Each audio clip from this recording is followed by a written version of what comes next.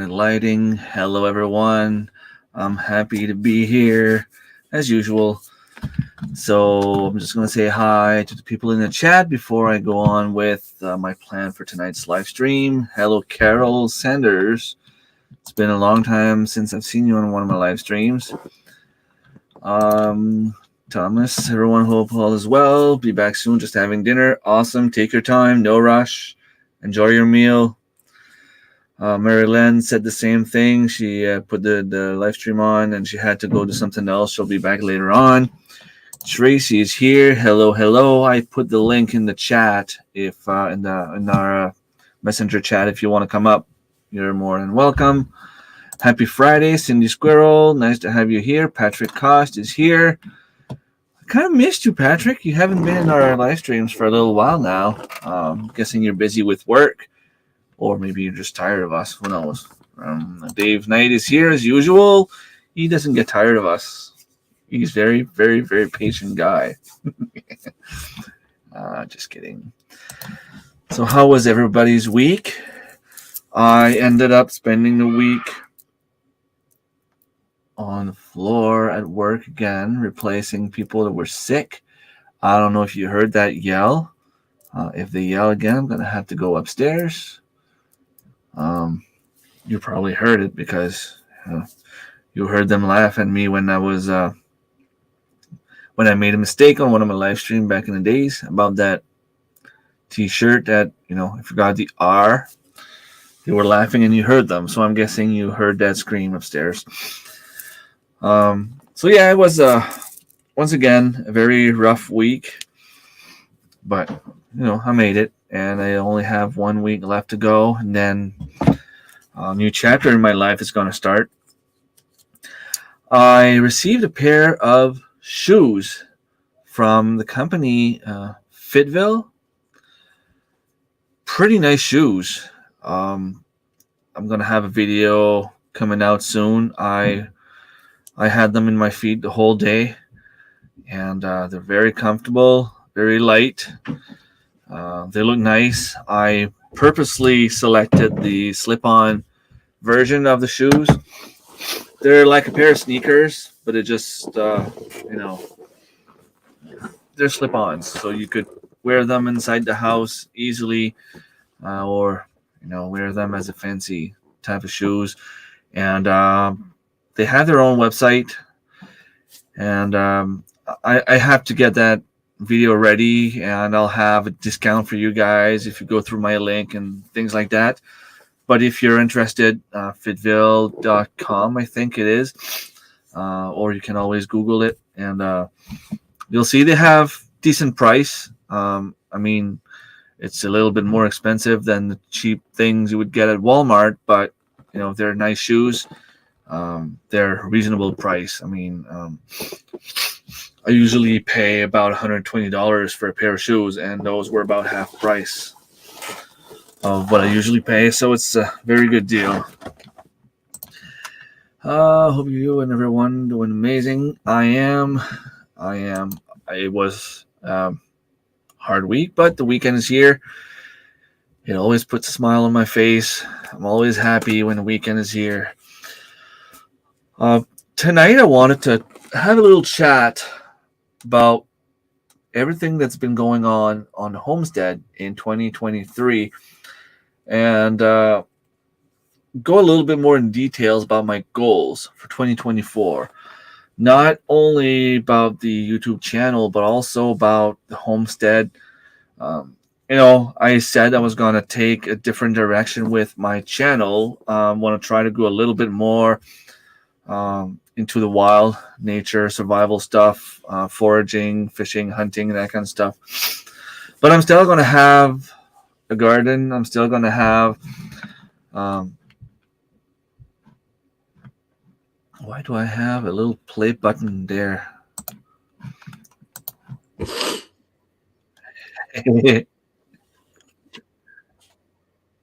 No music for you. Just a sec. I can do that.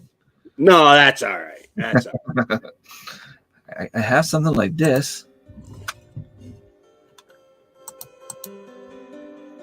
Oh, that's. Or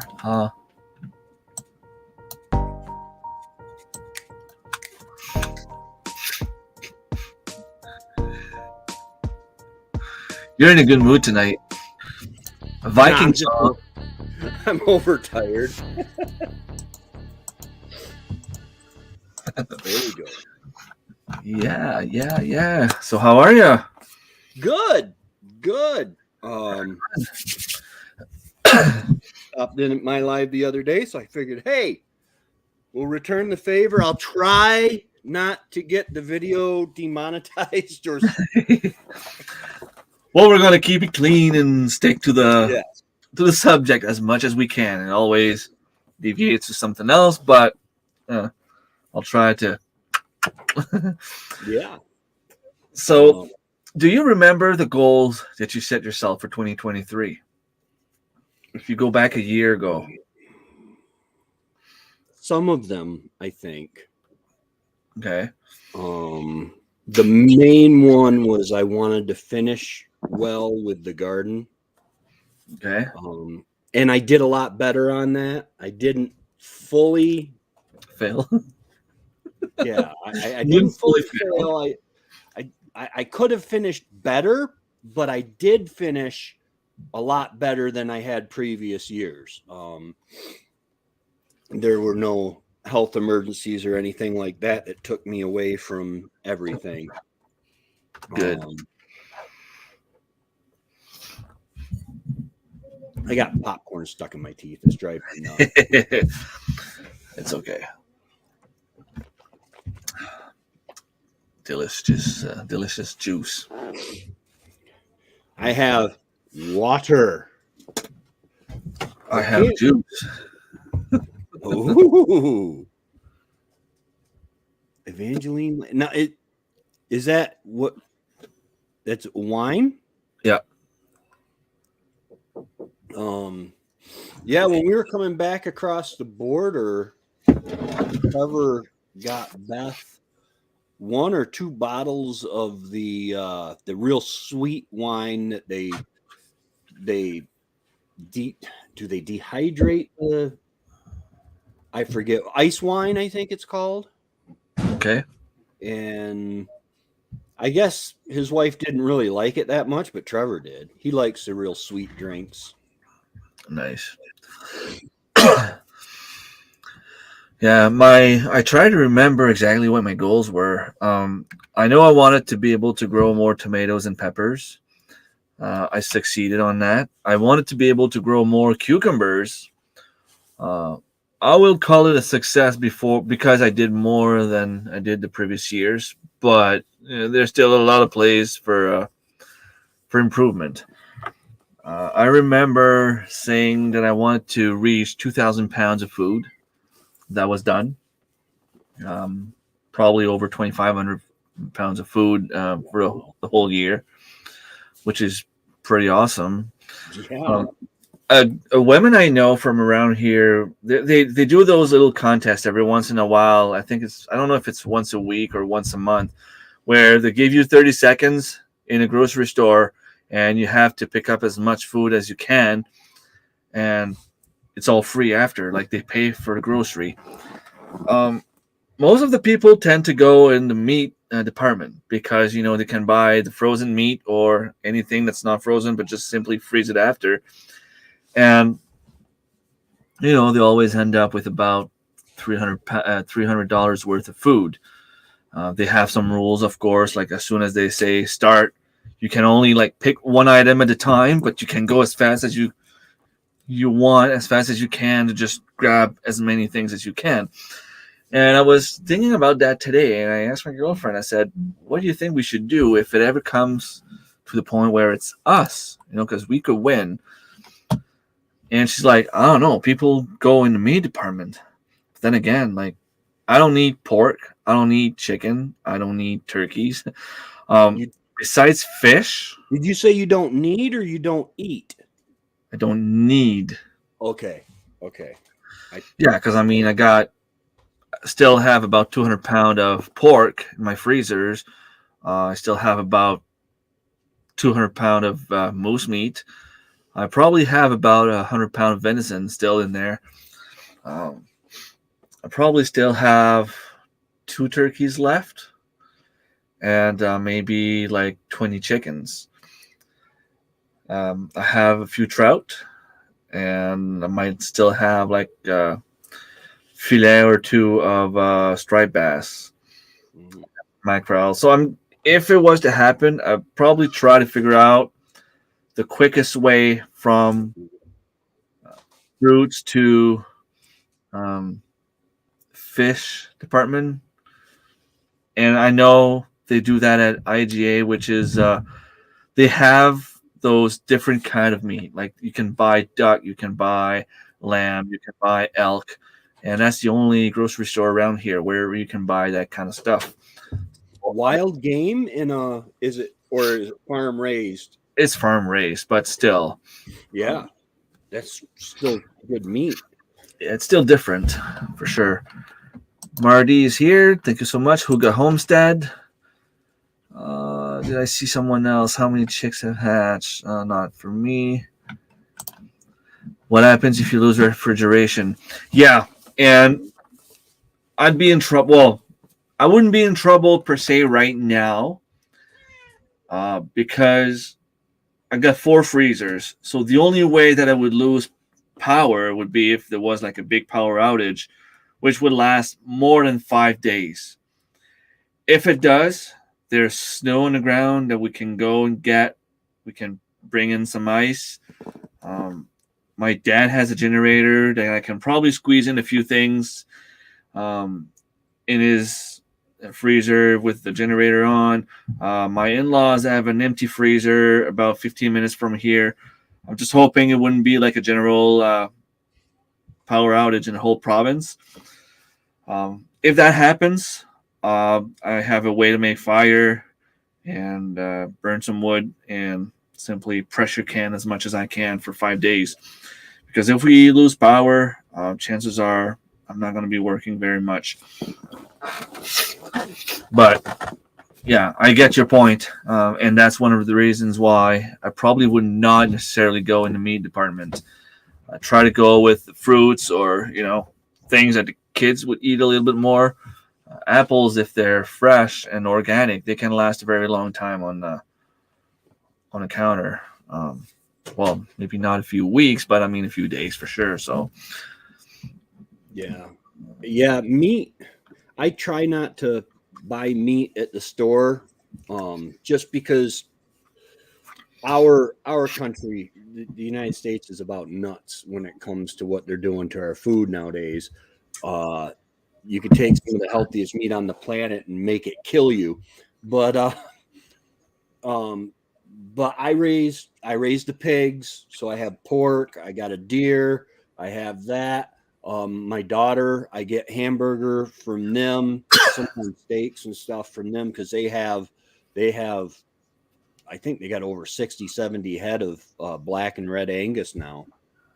And nice. my generator's running now because, well, we're stuck in dark season. Uh, hey, John. But yeah, you can can it. That's the thing I could go through if stuff really went bad. So my something happened to my freezer. As long as I caught it in time, I could go through and can everything. I have everything I need to can it. I don't really like canned meat in much except for I really like it in like venison stew and stuff like that. Um, Yeah, and I mean it gets to that point. You'll probably eat a little bit more mhm. because right now, I mean, we're not starving, but we're trying to save. Like we don't just go and eat all the meat in one day. Like you try to spread that out on the year. But if it came down to it, I mean, I'm sure we can. It wouldn't be a very big job to just try to eat a little bit more. I still Yeah. have some bacon frozen and some pork belly that I can just smoke on my smoker and cure some of the meat as well. Like there's different ways. Yeah. I don't do it because I don't have time. But if it came to that situation where I had to choose between losing thousands of dollars worth of food or staying home and preserving it, I'd find time to do it. Yeah. Hollywood caught on to the whole homesteading thing. I did a video on they dropped a trailer for Civil War, and it's like if the United States had a civil war today. I dropped that video today, and it's kind of like it's a different type of video for me. It's kind of like a first view review of the trailer and talking about the subjects that brings up. And man, oh man, we are in so much trouble if anything like that ever happens. I pray it doesn't. Oh, Well, there are many different possibilities of natural things that could happen, and we're just talking about natural causes. We're talking about solid flares that could put down every electric things that we have for a few months. I mean, with everything going on in the world right now, I'm not going to go too deep on that subject, but need someone to push the wrong button. Yeah. So Cindy Squirrel off grid said, if it's below freezing outside, put all the freezer contents outside. That doesn't work as well as you would think. Snow is usually the surface layer of snow is usually 32 degrees or under. However, if you look at if you measure the temperature in your freezer, it's at 0 Fahrenheit. It's at, I don't know if you'd call it absolute freezing or what, but it's a lot colder than it is outside. We tried that because we're off grid here. We had a big chest freezer outside, and in the winter we would store some of our freezer stuff in it. We tried that, and it turned into more like a refrigerator, even with big 5-gallon pails of ice in it. It turned into more of a refrigerator, and it really changed with the temperatures, even though it was in a shady spot. Oh, excuse me. One of the things that happened, natural event, it's probably like maybe 4 or 5 years ago, about 2 hours away from here, there was this big freezing rainstorm, and people were out of power for about 2-3 weeks. I remember people like getting together to gather as much firewood as they could to ship to them, generators, gas, because I mean they're out. If there's no power, you can't go to the gas station and put some gas in your car. You can't go to the pharmacy to buy some medication because they don't have a computer to run your name through, or they don't have that stuff. You can't go to the grocery store because obviously if they don't have power themselves, that means they don't have a cash. They don't have, there's a lot of things that won't work. And those people were stuck at home. You can imagine like the electric poles and the trees and everything was falling in the road. So people would go and get the stuff, walk around the trees to bring it to them somehow, and they would need to bring that to their village or whatever. And fortunately, a lot of people passed away. They didn't know that they put the generators inside the houses and stuff like that, and they ended up, passing out and dying. I remember my cousin told me, she's like, the hardest part was her insulin. She's diabetic and she needed to have her insulin. Although I don't quite understand because, knowing what I know working in a pharmacy, the second you open your vial or your cartridge of insulin, it's only good for 30 days. And as soon as you put it to room temperature, it's good for 30 days. So regardless, it was good for 30 days no matter what. I understand that she might have needed at some point, maybe her vial was almost empty and then the storm hit and she needed to get some more.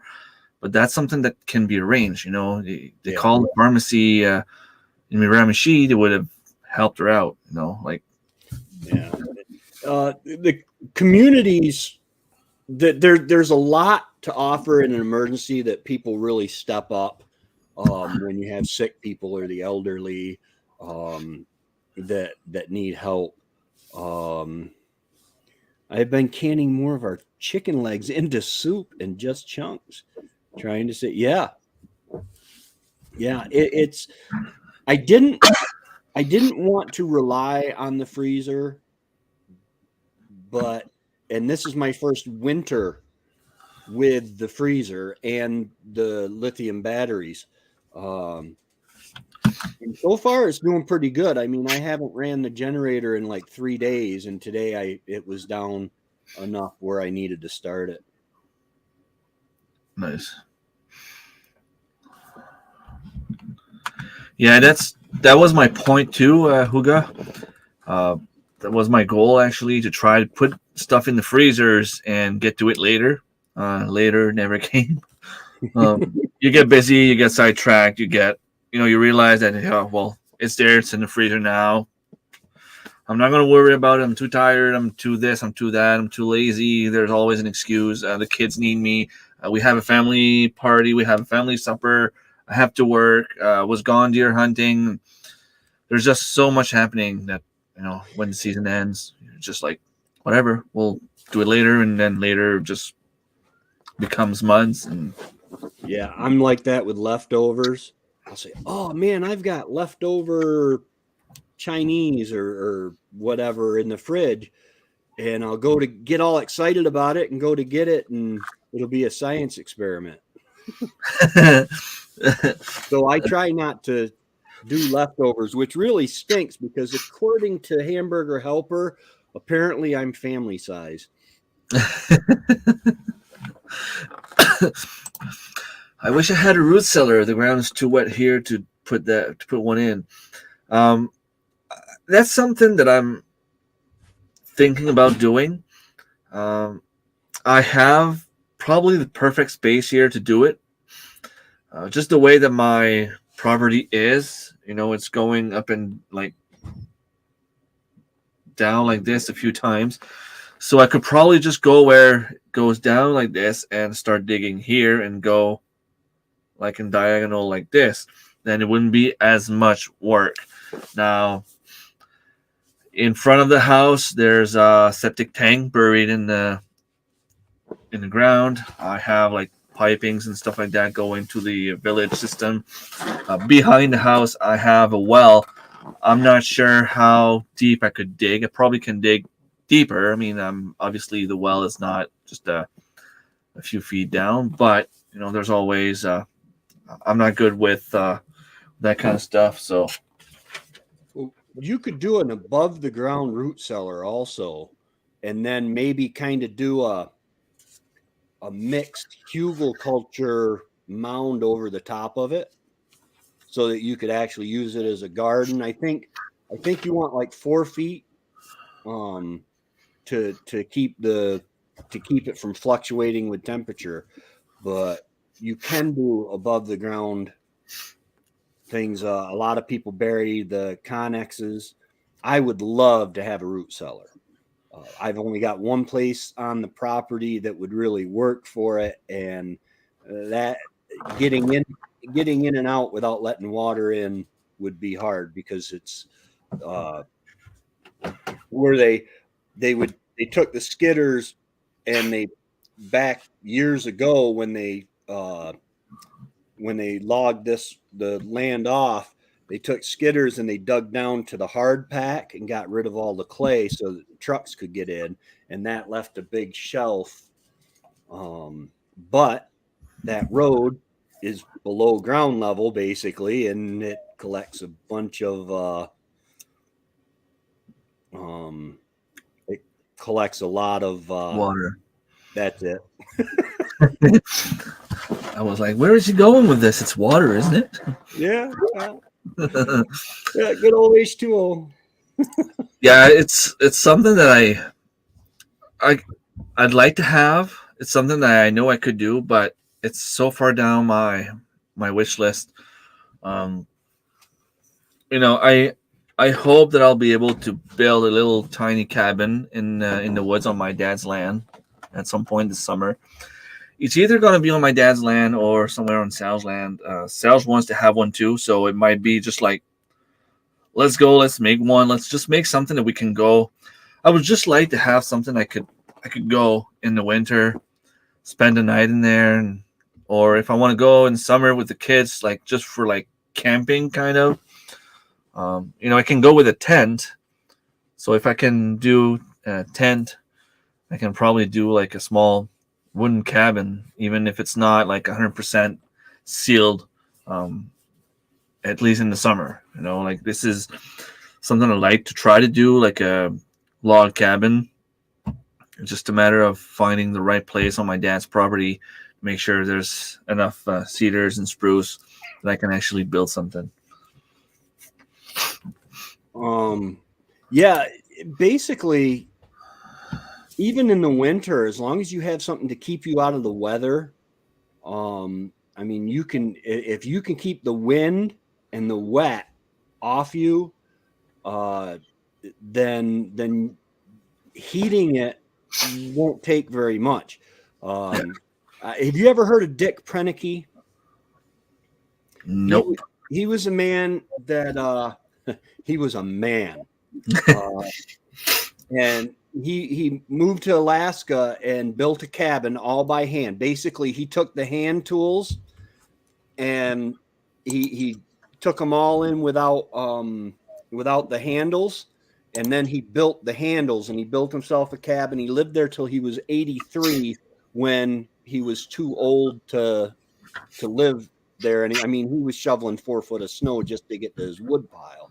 Yeah. And he says, yeah, it's 65 below and a sweltering 40 degrees in the cabin. You can, you have to have it warmer than outside. You get cold inside, step outside for a few minutes and go back in, and it'll feel warm to you for a while. But it's protection from, and then if you're ever in the woods in a survival situation, every day the goal is to improve your situation a little bit more. Yeah. True. Root cellar would be wonderful. Grew up with one. Nice. That's awesome. I'm trying to remember. I don't remember actually seeing one. Well, actually, there was one at the house we visited about 2 years ago, the one that we wanted to buy. It ended up being bought by a friend of mine, and there was a root cellar inside the house. It was kind of hidden under the stairs. You had to go under the stairs, and there was like an unfinished part to the house where they would put like potatoes and stuff like that. But it was not finished. But it's something that could have easily been worked and improved. Bunky cabins, pre-cut everything. Let's see, bunky cabins. But the thing is, I want to have something that I don't need to purchase anything. I want to do it on my own. Mm-hmm. Yeah, that's pretty nice. Like, I mean, one extra large double opening window, basically 11 by 10 little cabin. It looks pretty cool. Nice door and everything. I could have a cabin for probably cheaper than that. I'm not saying it would be finished all the way through, but I can see nice cabin for like $8,000. It makes sense. Summer cabin for $6,000. Bathroom bunkie $3,000. It makes sense, but I want to have something that I don't have to pay. Yeah. Well, if you have a spot where you can harvest the lumber right from around there, the logs, because a log frame would be the easiest to go with. You don't need huge logs, and you can start it like you said. You don't have to be huge. My goal is to build it with this. Build something I can sleep in with this. Um, I can have pallets, so I could do the floor with pallets, and then I would just need to put like maybe um, like a those big brown canvas tarps um, that would cut the cold from coming in, and then I could build my floor on top of that. Um, if I make the walls, if it's logs, eh, I don't need to put much. It will keep the heat in. And I mean, like I said, it's not something that I want to live in for the rest of my life. It's something that I want to be able to go spend a night. So if it takes me a cord of wood to go through one night, well, so be it. You know what I mean? Like concrete floor and massive oak door looks like a hobbit hole. Nice. That must be pretty. Every house back in '50s, all the houses had a root cellar under the front doorstep.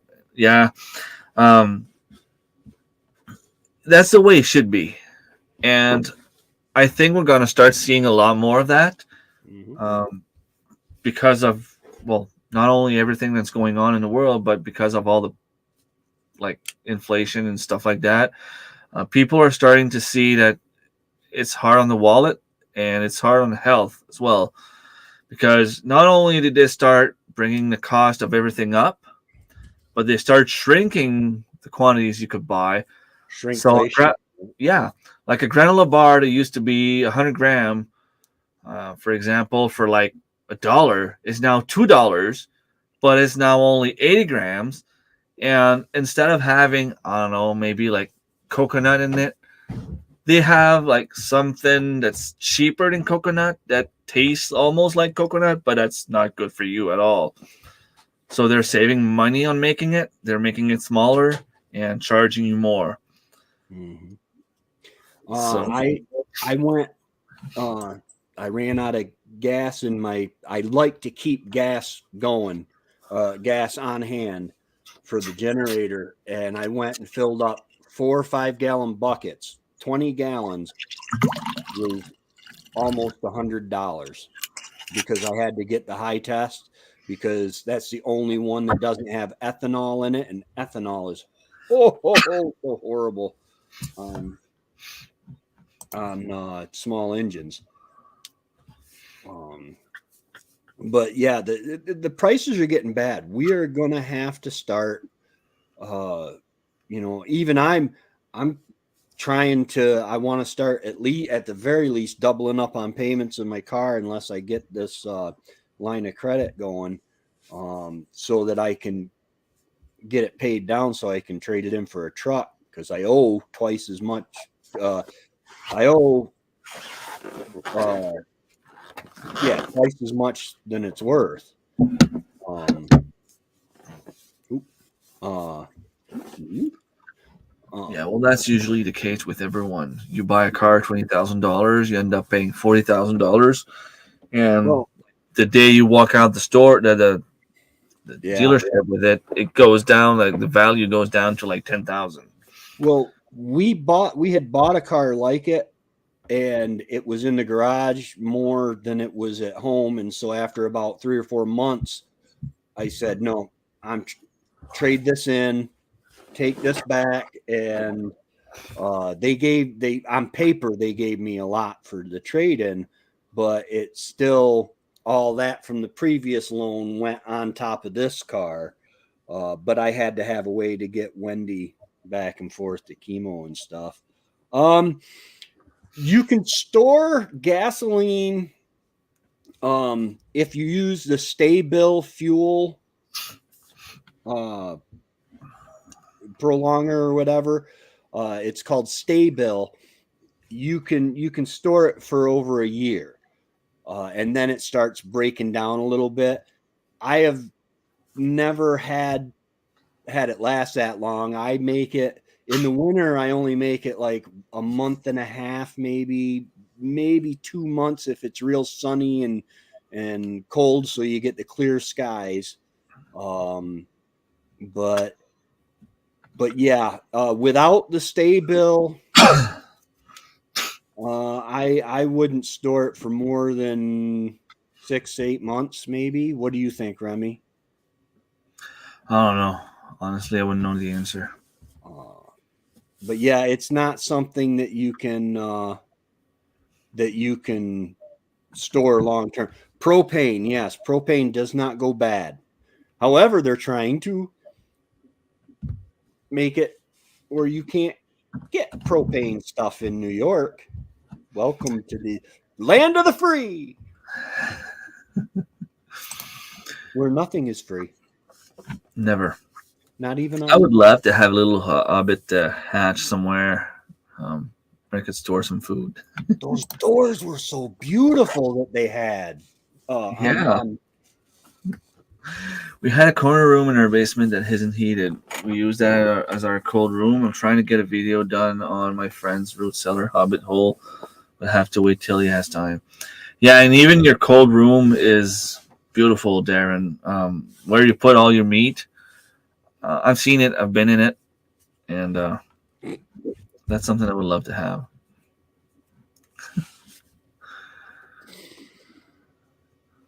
Why are you laughing? What did I say? Nothing. I do not have a dirty mind. Hey, Marlene. There she is. There she is. So propane generator doesn't go bad. That's something I didn't know. Um, yeah, I'm trying to think about what else I had for goals for 2023. Of course, I wanted to grow my channel. I think that we all accomplished that this year. You came a long way. Was it midsummer when you started taking off, or the second part of the year you started really doing well? Yeah, well, I've had to talk with Darren about it and Annie as well. I tried the promotions, the YouTube promotions.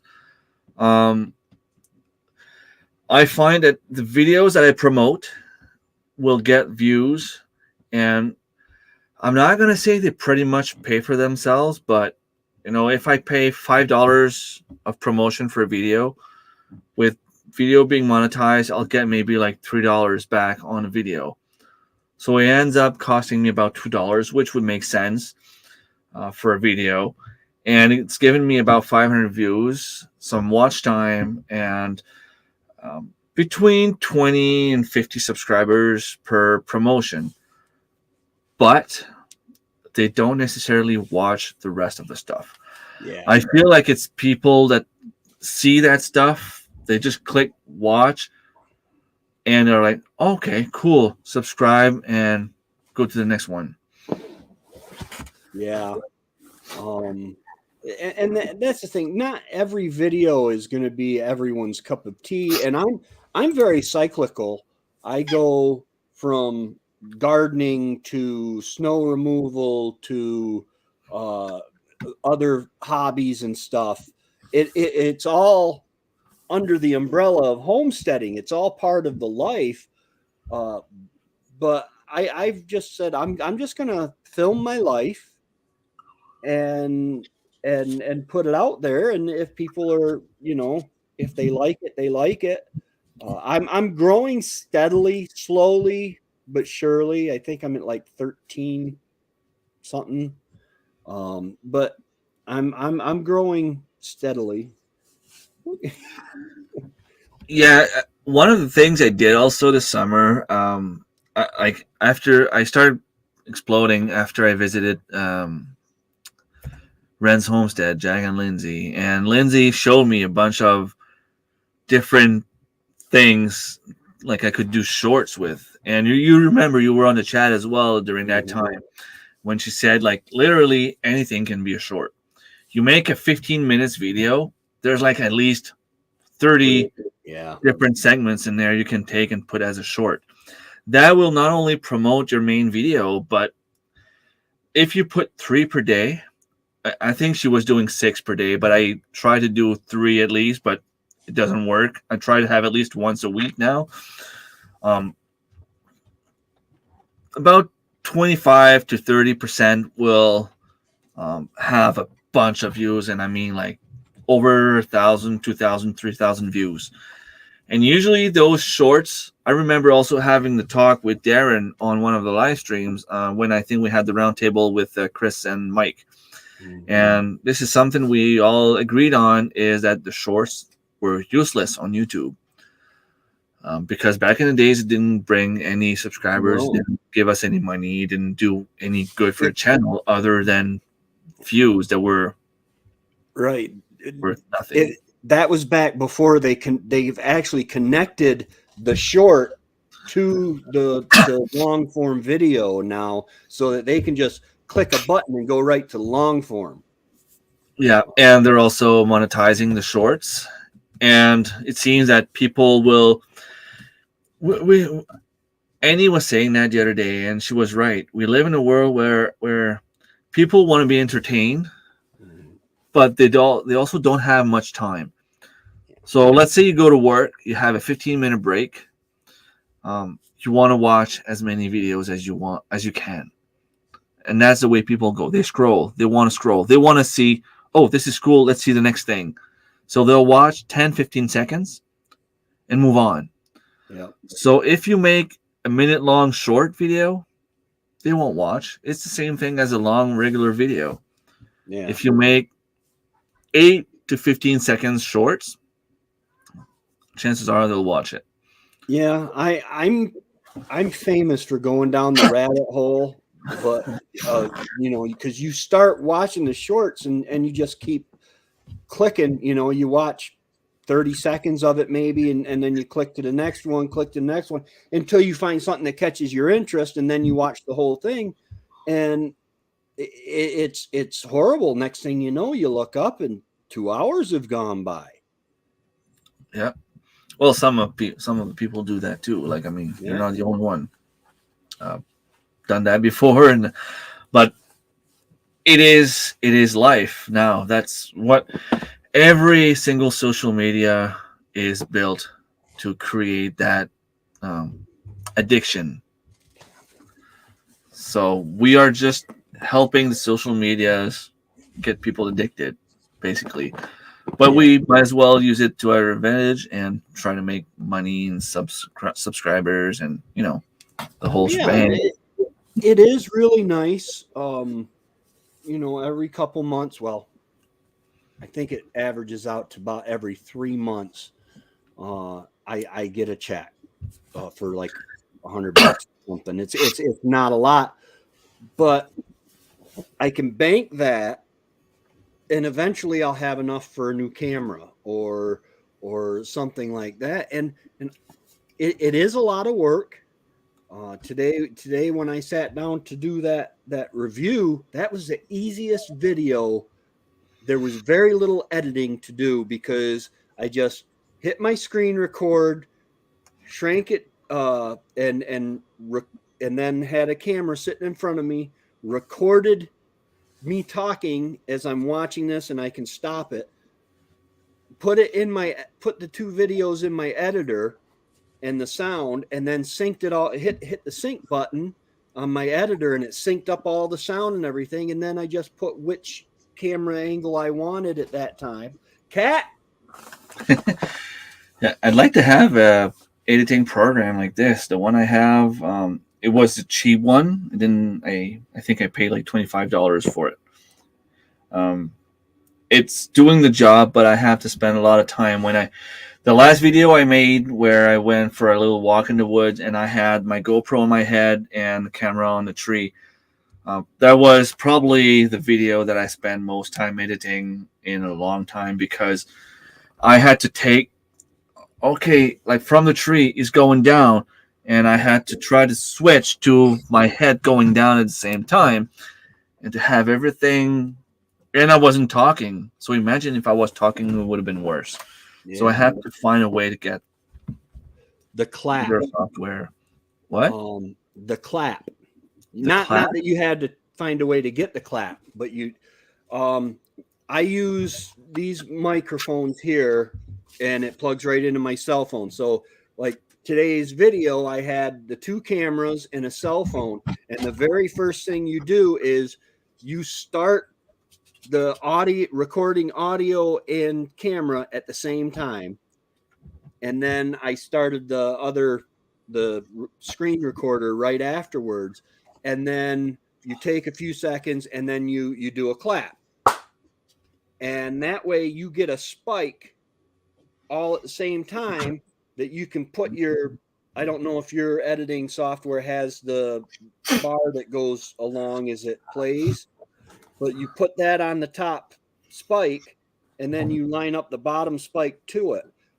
That's what I had to do with all of my videos up until that in 2023. I use Cyberlink Power Director 365, and they came out with a AI syncing. So I just push a button. I highlight both the audios that I want to sync, and I hit the sync button, and it lines them up perfect. It makes it really nice. Nice. The only problem I have with my software is I can only have like one video at a time. If I put another one, like it won't go under, and where I can cut and say, okay, let's delete this so that this one comes first, or there's one timeline only, and if I want to put this part here in here, well, I have to try to cut it at the right place, remove that, take that little part here, bring it back inside, and hope that it's well aligned with everything else. I have one that Annie told me about that's a little bit better. I might be using that one when I do a little bit more editing like that. Although I'm not when you're not used to a program, it's a little bit more difficult. Well, yeah, the biggest advantage for me came when I learned the hotkeys for like cutting and stuff like that, cutting, deleting, different things like that. They got the hotkeys, and that cut my time in half when I first started. But I really like this Cyberlink Power Director is really it really makes it easy. And there are free versions out there of various editing software that the free versions do a whole lot. That might make it easier for you. I've never edited on my phone. Yeah, I did when I first started. Use iMovie, but it was I didn't like using the cell phone to do the editing because you try to zoom in and I don't know, it's just not for me. I'd rather sit down on the computer. If I want to take a break, go upstairs, come back, it's still there. I don't need to keep it open on my phone. Someone texts you and then you have to leave the software. No, it's everything is just there. And when I do my stuff, I can take a break. I can search for a song on one screen and have it there for editing, and it's a lot easier. Just a little heads up, people. I see 17 people watching and only see 11 thumbs up. I know that I might be boring, but come on, Tracy's pretty cool right now. That's probably what it is. I'm so cool. I'm chilling off your channel.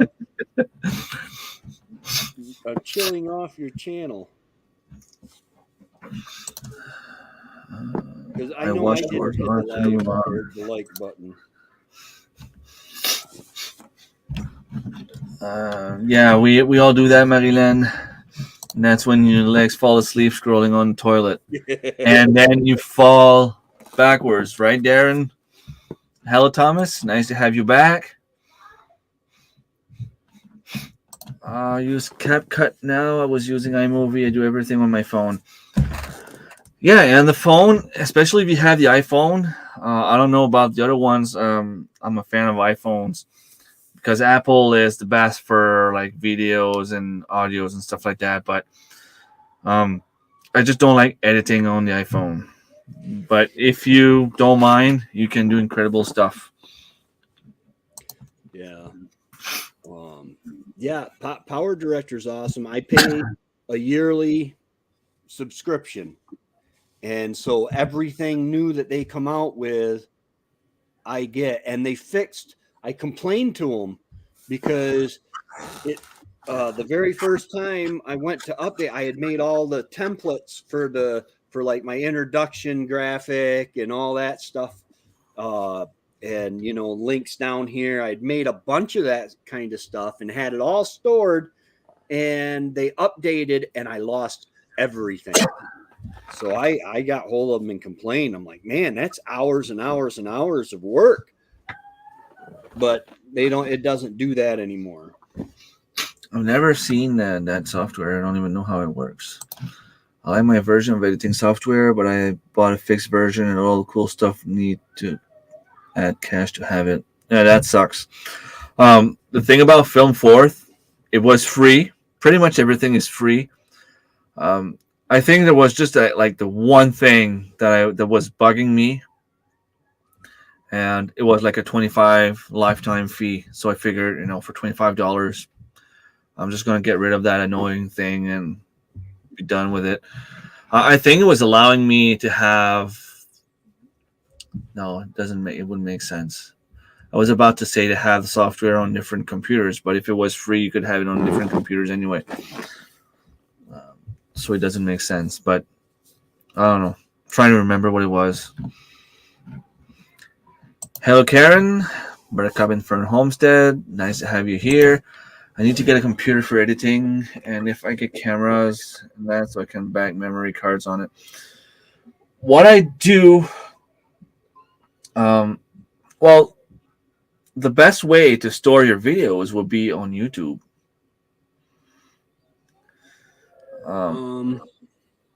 I have like an external hard drive for all my little bits and pieces of everything I film. But sometimes I'll have like small parts where I'm just going to be like, well, you know what? I'm never going to use that again. I'm just going to delete it. And I know I have the backups of everything fully edited on YouTube, 4K. So I can just go and download everything I want. Yeah, but downloading from YouTube can be a pain. Trying to figure out how to get it from YouTube to your computer. I mean, there's a way to do it, but CyberLink Power Director 365, it's $54.99 a year, or $458 a month. And I got to tell you, to me, it's worth it. Cool. Yeah, the blooper reels, and those sometimes make and the year end. I really like that. This year I was able to go through. I just went through Canva, and all of the thumbnails that I've made during the last year were already there. I just made a new thumbnail and put them all on it. Yeah, I do. I tend to just delete the video and start over when I mess up something. So that's why I don't have bloopers. It's not because I'm just good. It's just because I don't want you to see how bad I suck. Karen, the way to highlight comments like this is simply to use StreamYard. It's free. Yeah. You get a lot of options if you pay, but you get a lot if you don't pay. And that's what I told them the last time. Like they tried to see if I would be interested in the paid version. I told them it was too expensive because there's a big difference. I find the free version, there's only like one thing I would like to have, and that would be like the background and what's it called? I think that's what it is. Yeah, the background photo. That's the only thing I would like to have extra than what I have now. And you can't have it unless you pay $20 a month, which is very expensive in my opinion. I find that the difference between the free version and the paid version, there's too much of a big gap. They should do like just a little bit more options for like $10 or $7. Then I would buy it. I was lucky. They came across with a deal, and I went ahead and did it. It was like 10 something a month or whatever, and I linked into it, and then it disappeared, and I haven't seen it back since. But I did the yearly, so it renews every year. It was like lifetime for $10.99. I can have 10 people instead of 6, which finding, getting people all together to do to do a live stream is tough. I'm playing with the idea and trying to get interest in like a bi-monthly, twice a month podcast, video podcast, where we would do an hour on YouTube, and then we would have like an after party on Patreon, because on Patreon you can talk more freely. And I figure after an hour, those of us that, well, I don't drink, but those of us that do consume alcohol, that would be really worth watching, because we really have a lot of fun when we get together. Yeah, you've seen what it's like when there's no camera around. Yeah. And the conference 2023 was not half as funny as what it was in 2022. Well, that's because I was there. I cooled it down. No, but see, I'm pretty sure it's because it was the first time seeing each other, and we just didn't have any filters, and it was just like, I remember Chris, Steph, Mike, Angie, Maryland, and I, and Bridget was there. We just, as soon as we hit to the cabin, we laughed until we went to bed, nonstop. It was so much fun. So it must have been amazing, because I know this last year when I went, it was awesome. It was fun. It was still fun, and that's why I'm hoping that I can make it again this year. Like it's a yearly tradition that I just have to keep going, because I just love it so much. Yeah. And you're right, Karen. You could get hacked. They could just decide to ban you or whatever. I've seen it with other websites like Redbubble. I was on Redbubble, and suddenly I received an email saying your account has been shut down for not respecting the rules or whatever. And I still don't know what I did wrong. I think I had my logo on it, and it could have been because of I had like a logo of all day I dream about squash, Adidas. That's the only thing I can see. But they should have told me, hey, this is not illegal, instead of accepting it. And then I've had a couple things that they've told me. They said, listen, this does not meet our standards, so I took it down.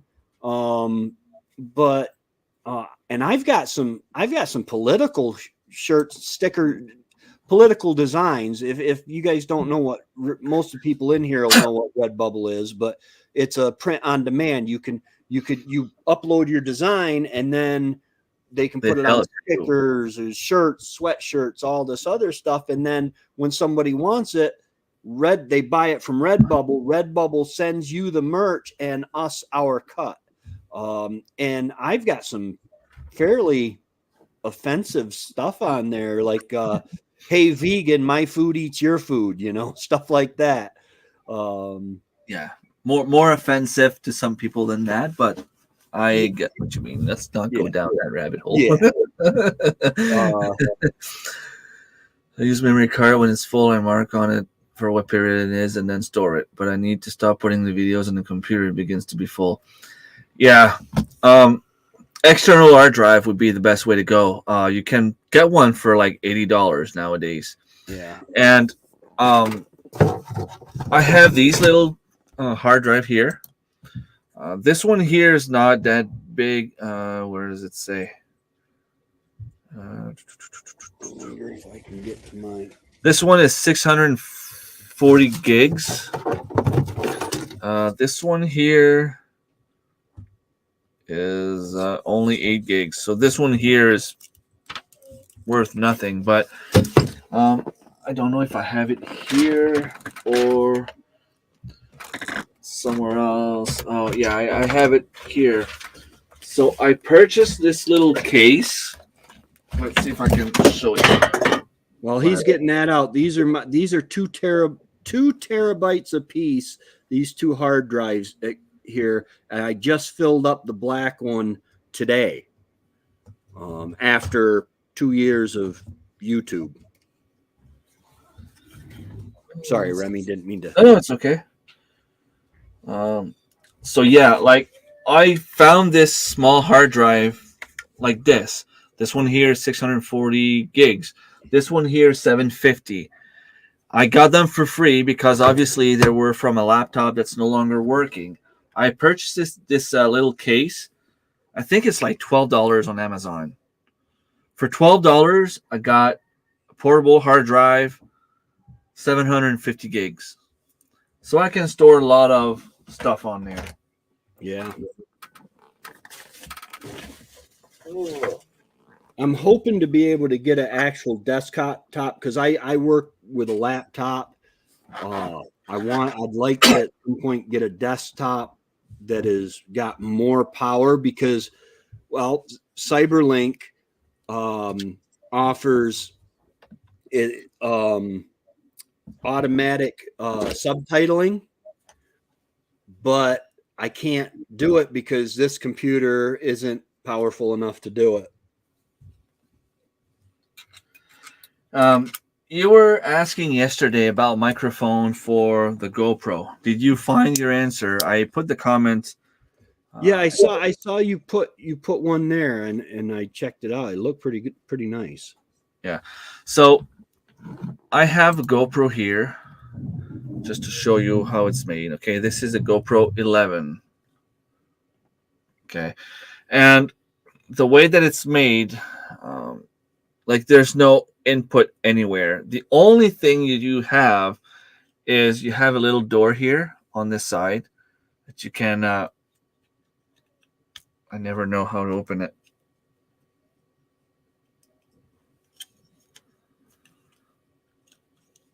Okay, so you have to pull that down and open it.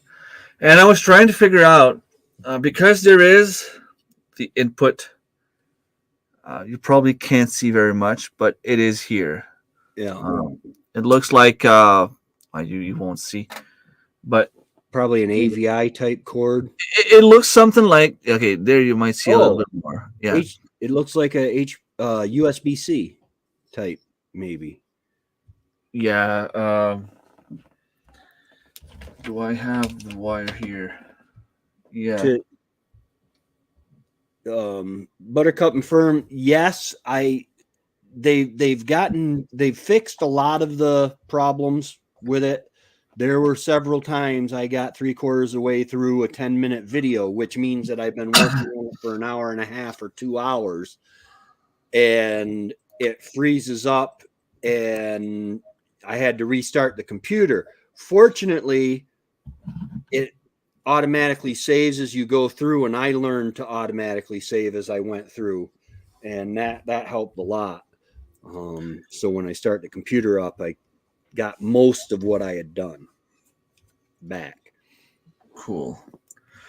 So I was wondering, like, there's a case that you can buy that goes like around it, like some sort of like this. And I was like, okay, well, this little door needs to be open. But then I realized that it's just a snap on. So you can remove that little door and have that part open. This here is the battery. That's a rechargeable battery. And you have the little door here. If I put it that way, maybe you see it a little bit more. Yeah, that looks like a USB-C maybe. Yeah, I have it here. Although it's still connected, but it is a very tiny little thing. Yeah, that's USB-C, I'm pretty sure. If you had Android, you would cuz yeah, it's probably the same. Yeah, it looks like the same thing. Yeah. Yeah. So you would remove that little door, put the case around it, and the microphone would lock in there, and that would cover the whole box. So you would have the box let's see if I can find it just to show you, Are you because it's you're not talking a waterproof box like this, right? no, but it's something that's similar to that. It just goes around it.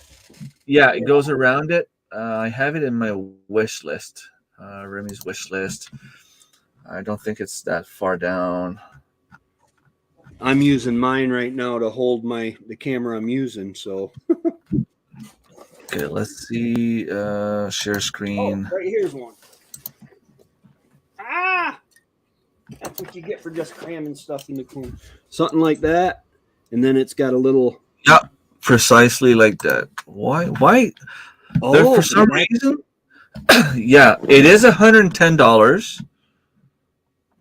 but look at it. But It's got a built-in external microphone.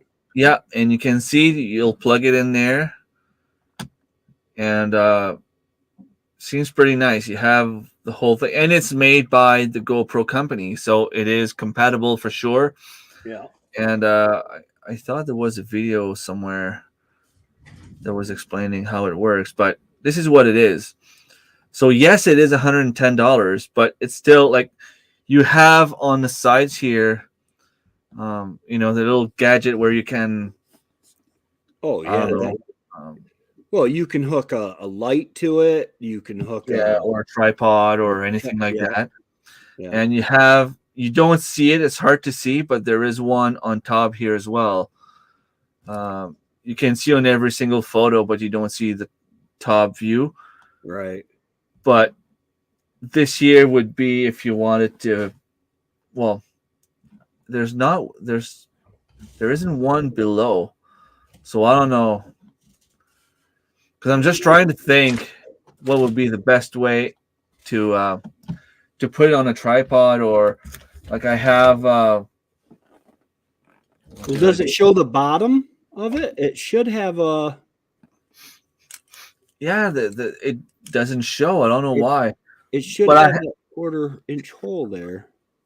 yeah, but I have like this thing that goes on the top of the, like, on the head. Yeah.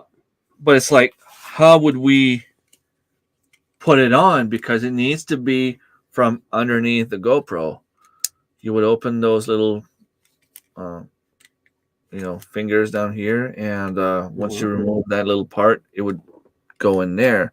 Right. But if you have that case, I mean, the only way I can see it happening is if you had the GoPro upside down like this, because this here is the only place up here that you would actually be able to hook something to it. Unless there's something down here that I don't see, because it seems to be. And it doesn't show that at all? No, it doesn't. The bottom? And there's no way to see it. I don't know why. Maybe there is a description below. And what's they it say titled? What's it titled? The Media Mod Hero 12 GoPro. Ooh, that's long. Yeah. Media Mod. Okay, let's just look up Media Mod. Let's see if I can put. Not this. Let's see. GoPro 11. I will put this in the comments here, just if anyone wants to see it. If you have a GoPro, and you can click the link there, Tracy. You got the directional mic, tough, water-resistant construction, withstands element. Designed for use GoPro Line Mod and display mod. So there is like a little thing on top and one on the side here. So maybe you would need to use a one on the side. That I don't know. Maybe there is something underneath that we just don't see, but it doesn't look like it. Not from this picture anyway. Oh, I do want that. Like this one here looks like there is something underneath, but it's hard to see. Yeah, is there anything in the reviews? Product related to this. Let's see. Just trying to see there. Doesn't say anything. Mounts and accessories.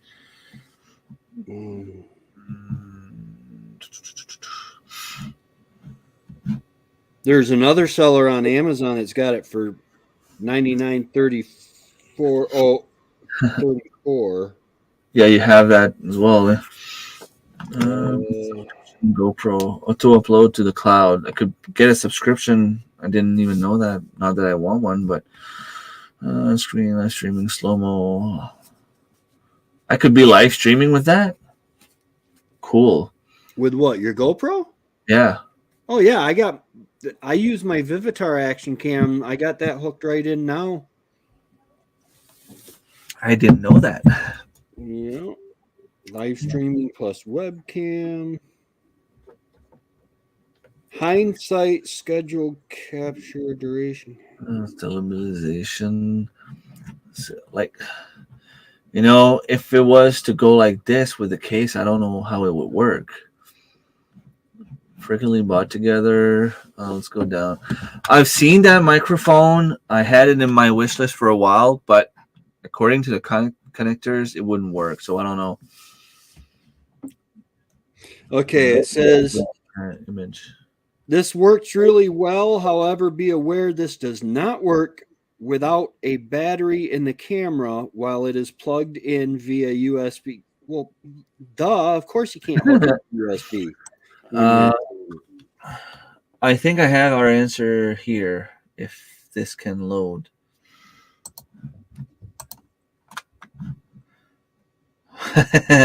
Okay.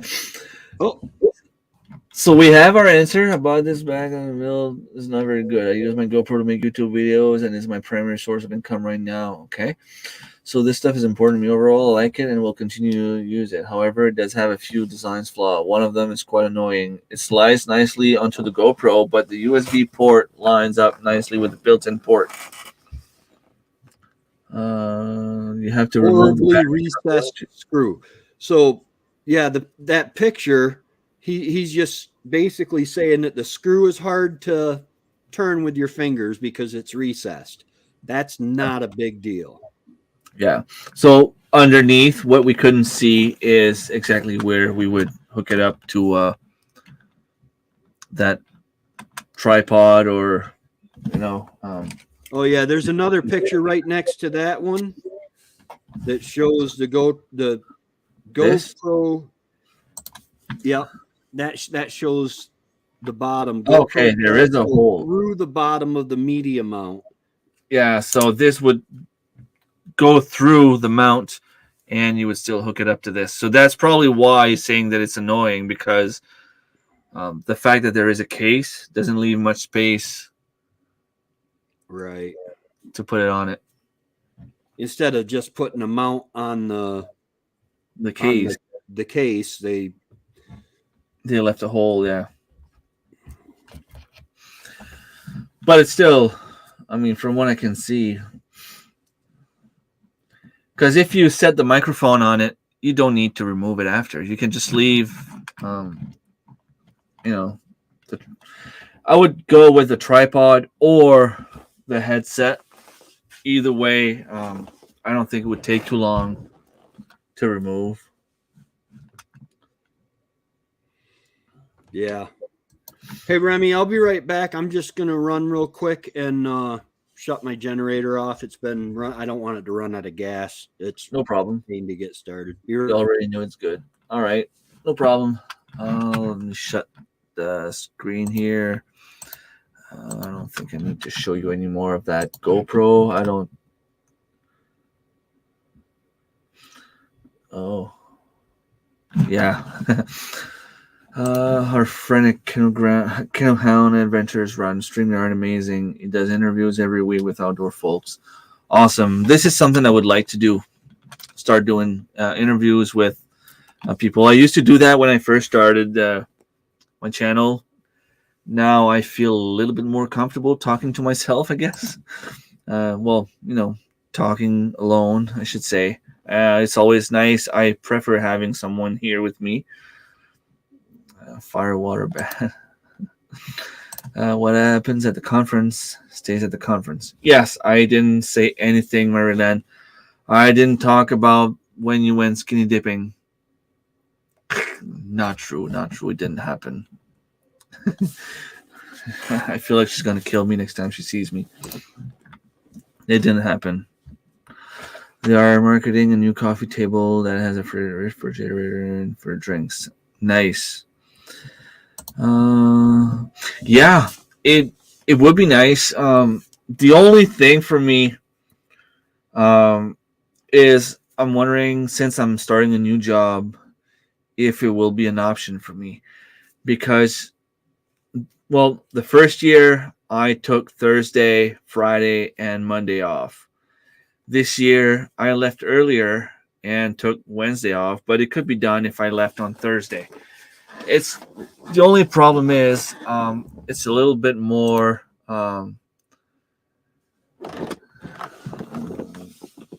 She had sent an image. I don't know what you wanted to show me, Magdalene, but anyway, I'm guessing I saw it. The only yeah, if I leave on Thursday, I'm traveling pretty much all day Thursday. I'm making it to Darren's place, and the next day, Friday, it's once again whole day of traveling, and then we enjoy Saturday and Sunday. Um, well, we enjoy Saturday. Sunday, we come back at Darren's place. I mean, we still enjoy being back at Darren's place, but it's traveling pretty much all day Sunday, and then it's traveling back home on Monday. So it doesn't give us much time. It's only like Saturday that we have time to actually settle down and spend time with folks, people. So um, no, but I think Marcy said something about she found a sponsor, finding a sponsor, and she was going to do it. Yeah, I'm just hoping that she will keep on doing it, because it's it's not only good for homesteaders, it's not only good for each and every one of us, but it's also good to see the friends and see the people. I mean, if it doesn't happen, we can still make it to the cabin. As long as Darren has access to the cabin, we're good, I guess. True. I use external hard drive for the export video, but save one on my software store and computer. I have way too much video files. Yeah, same thing. I actually went on and deleted a few files today because my iCloud was full. I mean, I can afford to pay like $4 a month, but over that, it's starting to be a little bit too much. I'm not gonna pay $15 a month for storage when I can just delete it and have the exact same thing. Like, I mean, I'm gonna get up in the morning, I'm still gonna go to work, and I'm still gonna have food on the table, and I'm still gonna spend time with the family, even if I don't have that extra 2 terabytes or gigs or whatever it is that they offer for like an extra $10 a month. Well, yeah, and you can go through and get rid of your old videos. What in the world happened to my light? I bet you it was a cat. Oh, Yep. I thought it was because you shut down the generator. No, that shouldn't affect anything. I got a pure sine wave inverter charger, so that shouldn't affect anything. But yeah, we could get together. Of course, the the conference kind of gave us a day of adult supervision. Yeah, I don't know if it was needed. Still, we were still somewhat behaving. Yeah, yeah, uh, yeah. Every once in a while, it'll freeze up, but it periodically saves. So when I have to restart my computer, I think it's because my computer's a little bit underpowered. Um, but when I start the computer back up again, it usually tells me, hey, there's one that was shut down improperly. Do you want to open it back up? And usually don't lose too much. Yeah, save often is the way to go. Um, that's one of the things I like about my software. It auto saves every every change you make, I think.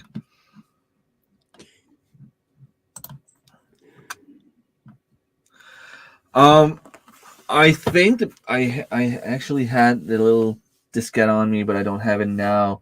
But I can plug the GoPro directly with what I showed you earlier. Where is it now? Well, it's got to have a micro. Oh, not that one. That's Does it not. have a micro USB, and then you can get a card reader? And this, oops, that's the wrong one. So this one would also work. I just found a new cable that I didn't even know I had. So this is the GoPro. Okay, yeah, that okay. For a second, it looked like the other one. My Vivitars use the micro SD, and then you get this adapter when you buy a new SD. And when the mommy and the daddy love each other very, very much, and then it goes right in my slot of the computer. Yeah. In the GoPro, there is a little SD uh, disc. I find it harder to remove that disc than actually. I can't even show you because it's so small. Well, today I tried to download from my camera. Yeah, micro SD. I tried to download from my camera with the USB, and it said it was going to take 20 minutes. And then I took and I pulled the battery, and it was 30 seconds to a minute, and it was done. And there is a little USB key that's designed especially for those little micro SD chips that goes in like just like the thing you had in your hands a few seconds ago, but it's USB. You can just plug it in your computer, or I can directly plug the GoPro on the computer and I can drag the files from there. It's pretty straightforward. And There are all kinds of accessory kits available to fit the mounting system. You have to add a disc. Yeah. Sorry, I'm a little bit slow. I learn fast, but I'm slow. You have to tell me often.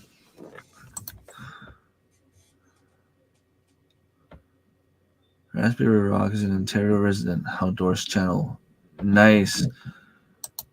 Um, let me see. Raspberry Rock. Is it Raspberry Rock Off-Grid Cabin? 65.5K subscribers. I wonder what that feels like. I wonder what his views look like. 14K, 18K, 17K. That makes sense. But what I don't understand is like we keep having this conversation. It keeps coming back to it, but they give us tricks about what to do, different thumbnails, different, have a decent photo, have a catchy title with the right hashtags. But the ones that do best don't have any of those things. Yeah, I've been using. I have TubeBuddy. I pay for TubeBuddy. One day this channel is gonna make me money instead of me paying out money. But Yep. and it's got, so on my dashboard it gives me all sorts of different options. Like now there's a title generator. You open it up, or you click title generator, it puts your title there, and it finds you different ways to phrase the title that you're looking for. Duct tape, red, green. Girls don't find you handsome, at least let them find you handy. But go-to phrase. And then they have the there's the thumbnail generator. There's all sorts of stuff. It helps with tags, and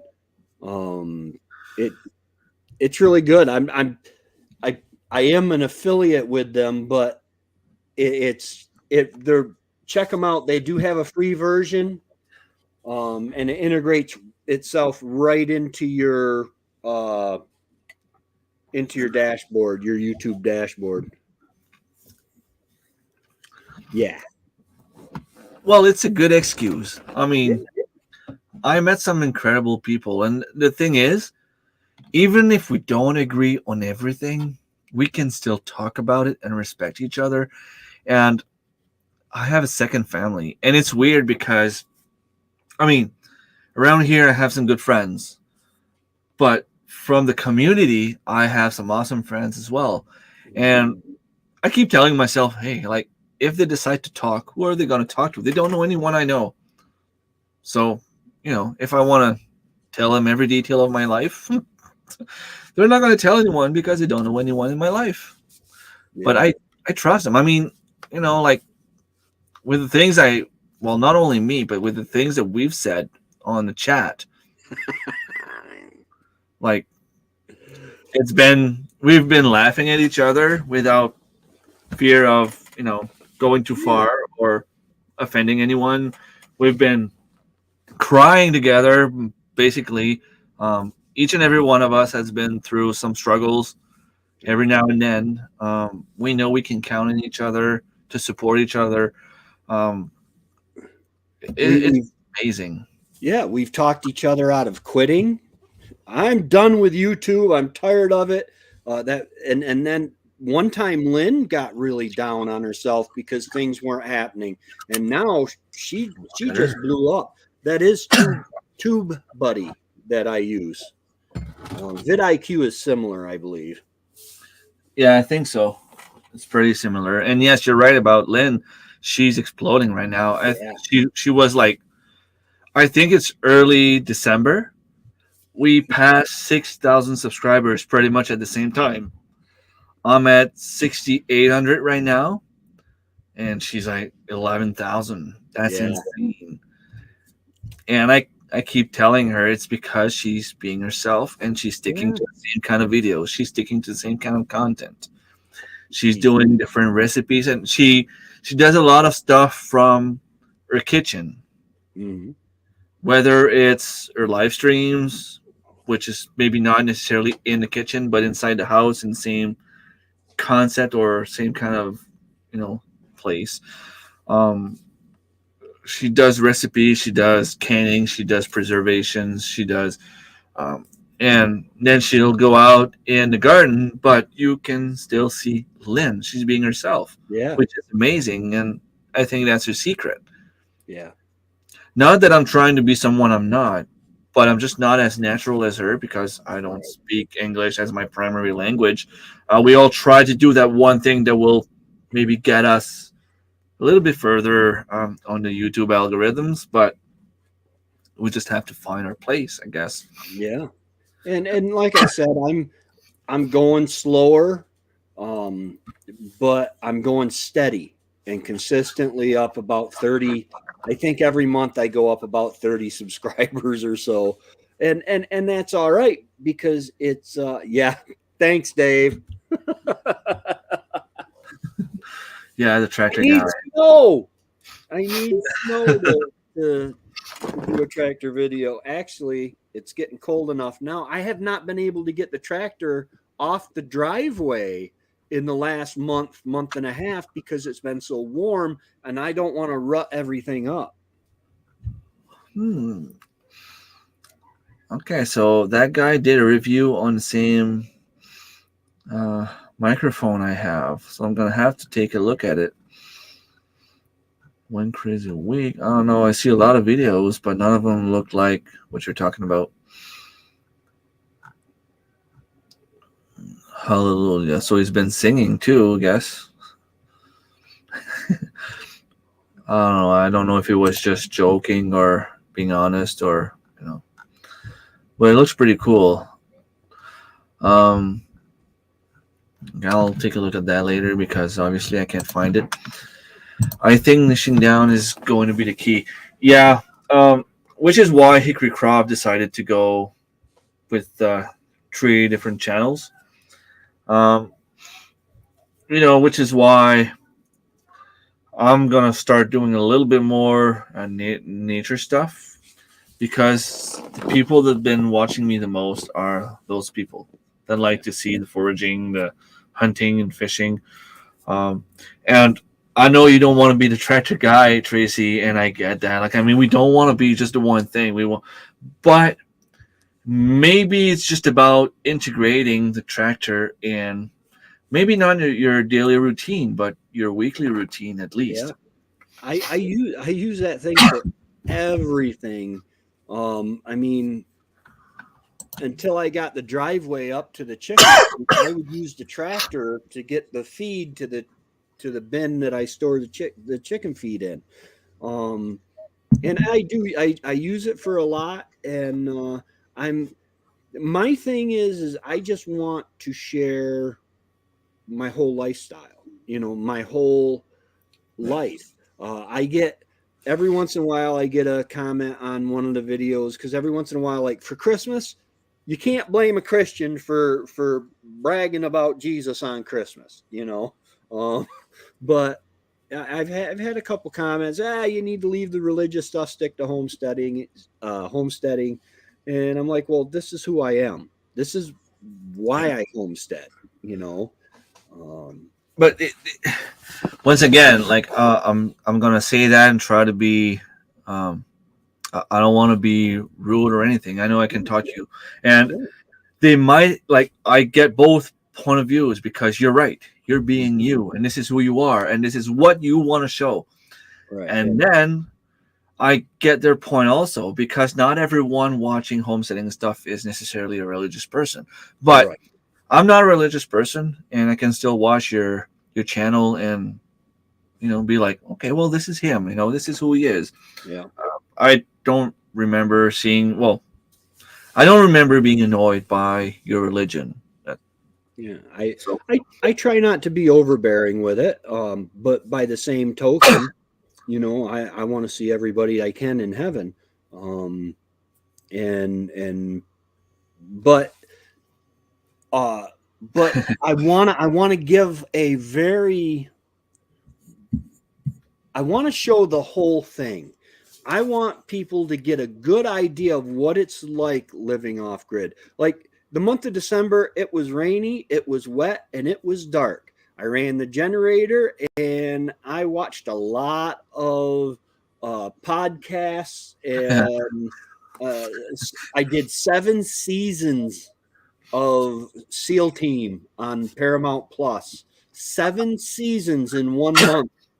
I thought you were about to say something else that started with the P and O. Sorry. It's just, it was dark and I was lonely and I started watching a bunch of no. Oh yeah. I'm trying to give that up. I really am. It's an addiction I just can't get rid of. No, but I mean, it is what it is. You are you. I'm me.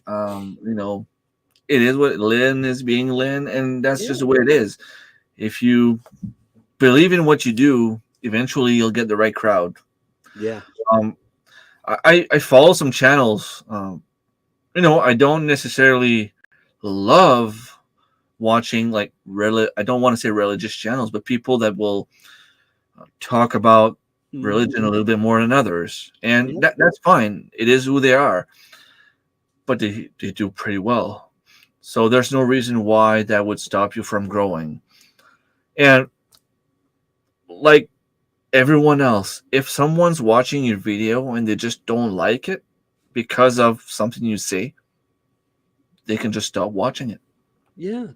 Every video is different, and I mean, I I I don't hit every topic in every video.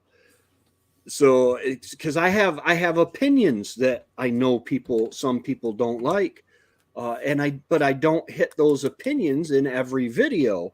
When they come out, just hey, okay, Tracy's an idiot. That's just me. That's part of who I am.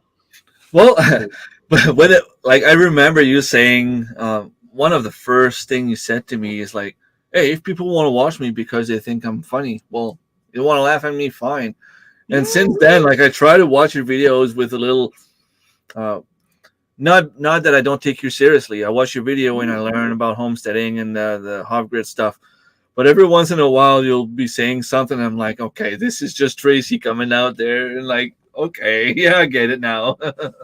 I But wish I wish Trevor's TV had speech to text because he watches me on his Fire Stick, and his wife was telling me that he screams at the TV. No, don't do it that way. You're an idiot. Don't well, there was I don't know if you even hear about hockey in your part of the world, but here and on the Quebec side, people live by Montreal Canadiens. The French people, at least. The English people will be either Boston Bruins or Toronto Maple Leafs. But you go on the French media websites, and people will be complaining that they're talking about the Montreal Canadiens. Well, what do you expect? You're on RDS, which is the official um, broadcaster of the Montreal Canadiens. They will talk about Montreal Canadiens because they know it sells. If you, there was a guy today complaining about because the United States, congratulations by the way, won the gold medal at the juniors, and one of the player belongs to the Montreal Canadiens. So, of course, when RDS follow the World Junior Championship, they'll be talking about the players that belong to the Montreal Canadiens. Yeah. You know, the goalie from the States, not the number one goalie, but the number two goalie, the defenseman Lane Hudson. There's a player from the Montreal, the Canadian team as well, Team Canada. There's another player from Slovakia. Of course, they're going to follow those players. They're the Montreal Canadiens official broadcaster. The reason people buy the sports package is to watch the Montreal Canadiens. And there was a guy complaining, "Oh, you're gonna crack our ears again with a player from the Montreal Canadiens like you do every time." Well, of course. And if you don't like it, you can just click unsubscribe on the screen. And I mean, I don't encourage people to do it. That's not what I'm saying. But if you are to complain and be miserable because of something someone says, maybe it's time you go and watch another channel. That's it. Like, I don't mean that in a rude way. It's just that you always have the option. Don't be negative to someone you don't like. You scroll on or do something else. I mean, you're going to have when a TV crew or an announcer is talking about a game or talking about a sport, he's got to cover. Yeah, hopefully he'll cover your favorite team, but he's still got to cover your enemy too. Your team's arch rival. Speaking of hockey, have you ever seen Shoresy? Doesn't ring a bell. It's a takeoff from, I can't remember what it is, for Pitter Patter. Let's Get at Her. You would love it. It's about Canadians, and it's a bunch of Canadians living in a town, and it is just hilarious. But Shoresy goes on. It's about a hockey player, and he's just an idiot to everybody. but he'll throw down. Karen, I just looked. You're at 897. So if someone's watching this either now or on the replay, go check out Buttercup and Fern Homestead. They need some subscribers. I just realized that the bell wasn't clicked. So I now see that I have a bunch of videos to catch up on, and I'm sorry about that. I will be watching some of your videos in the next few weeks. I am late on every single friend I have, though, so it is what it is. Christmas time is mostly family time. I'm even surprised that my videos have been getting some views because I was thinking that everyone would be in the same situation, but I will eventually catch up. Eventually, hopefully. Just stop making videos, guys. Let me catch up. Just kidding.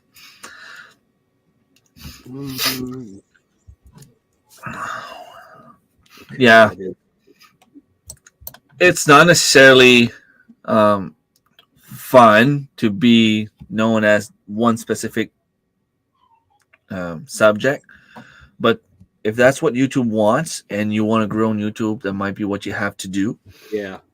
But it doesn't mean you can do like 75% on rabbits, 25% on everything else.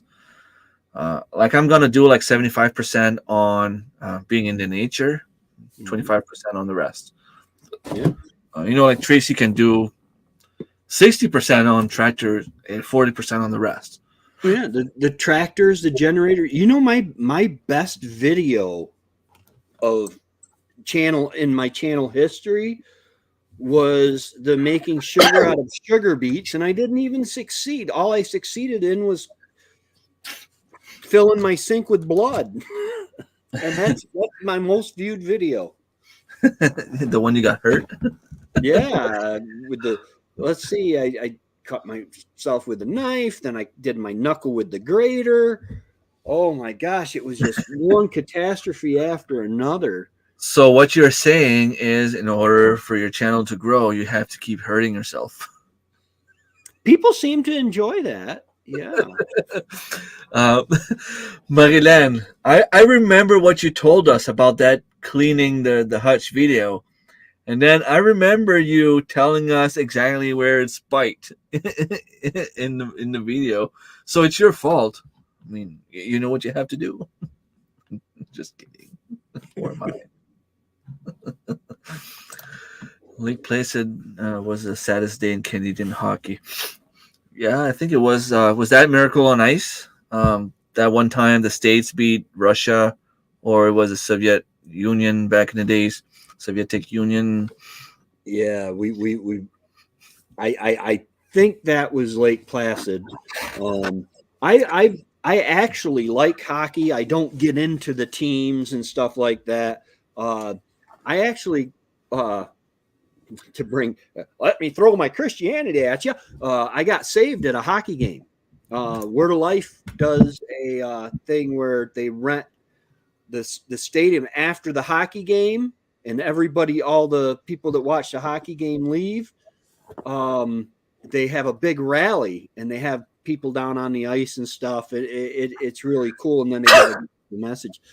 So I know the Penguins and the Rangers,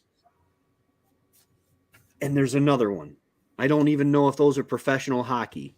You should know the Islanders. The Islanders, yeah. The Devils. Even though you probably don't like them, but the New Jersey Devils, they're all in your area.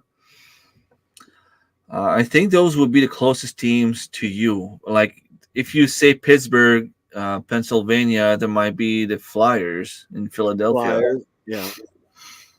The Red Wings, is the Red Wings one of them? Yep. Detroit is still in there. Then you have the Boston Bruins. Bruins, yeah. Bruins. Everybody hates the Boston Bruins. You probably know about the Montreal Canadiens because I talk about them a little bit. Yeah. But yeah, there's 32 teams right now, and I mean, I get it. Like, it's funny because, I mean, if you're from Boston, it's normal you would root for Boston. Right. If you're from Florida, it's normal you would go for Florida. But here in New Brunswick, we're far from every city, and French people, I feel like it's only normal we would go for the only French team in the league, which would be the Montreal Canadiens. And they're the closest team to us. Back in the days, it used to be the Quebec Nordiques, but now it's the Montreal Canadiens. Some people will go for the Ottawa Senators, and I get that. Some people will go for the Toronto Maple Leafs because they're the English team for the Eastern Canada. There's always those people that just simply don't like the Montreal Canadiens or they want to be different, so they'll root for the Boston Bruins.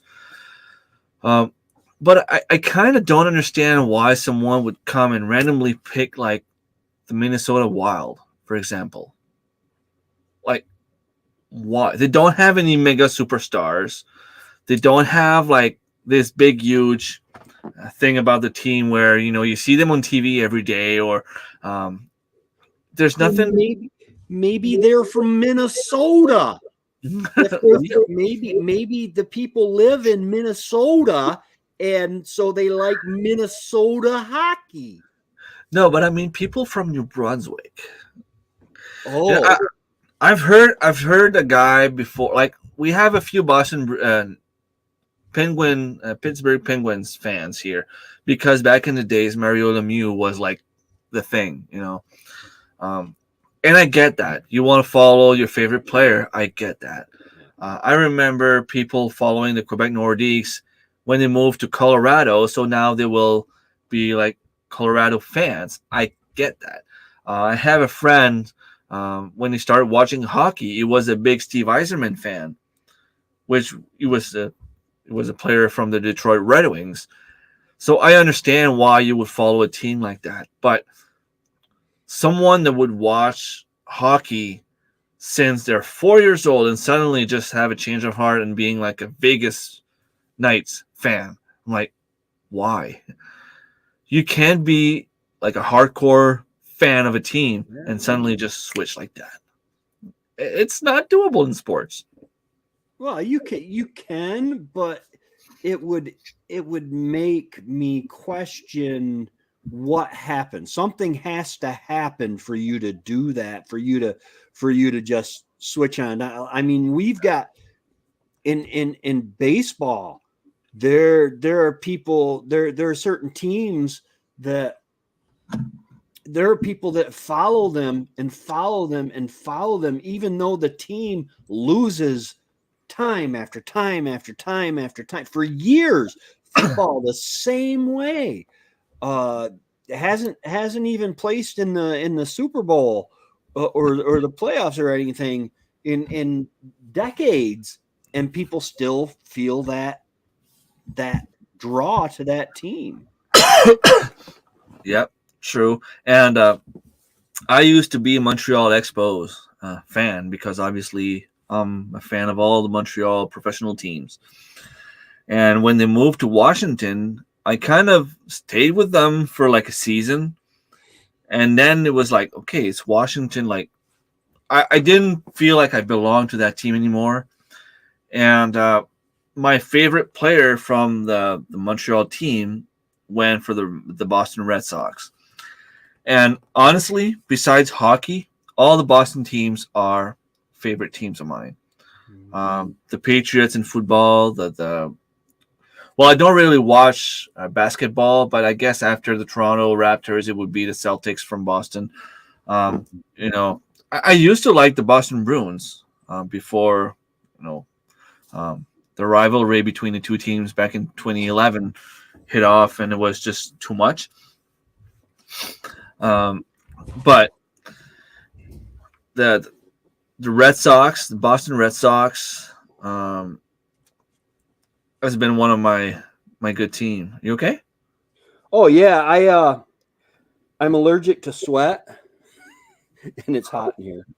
Okay.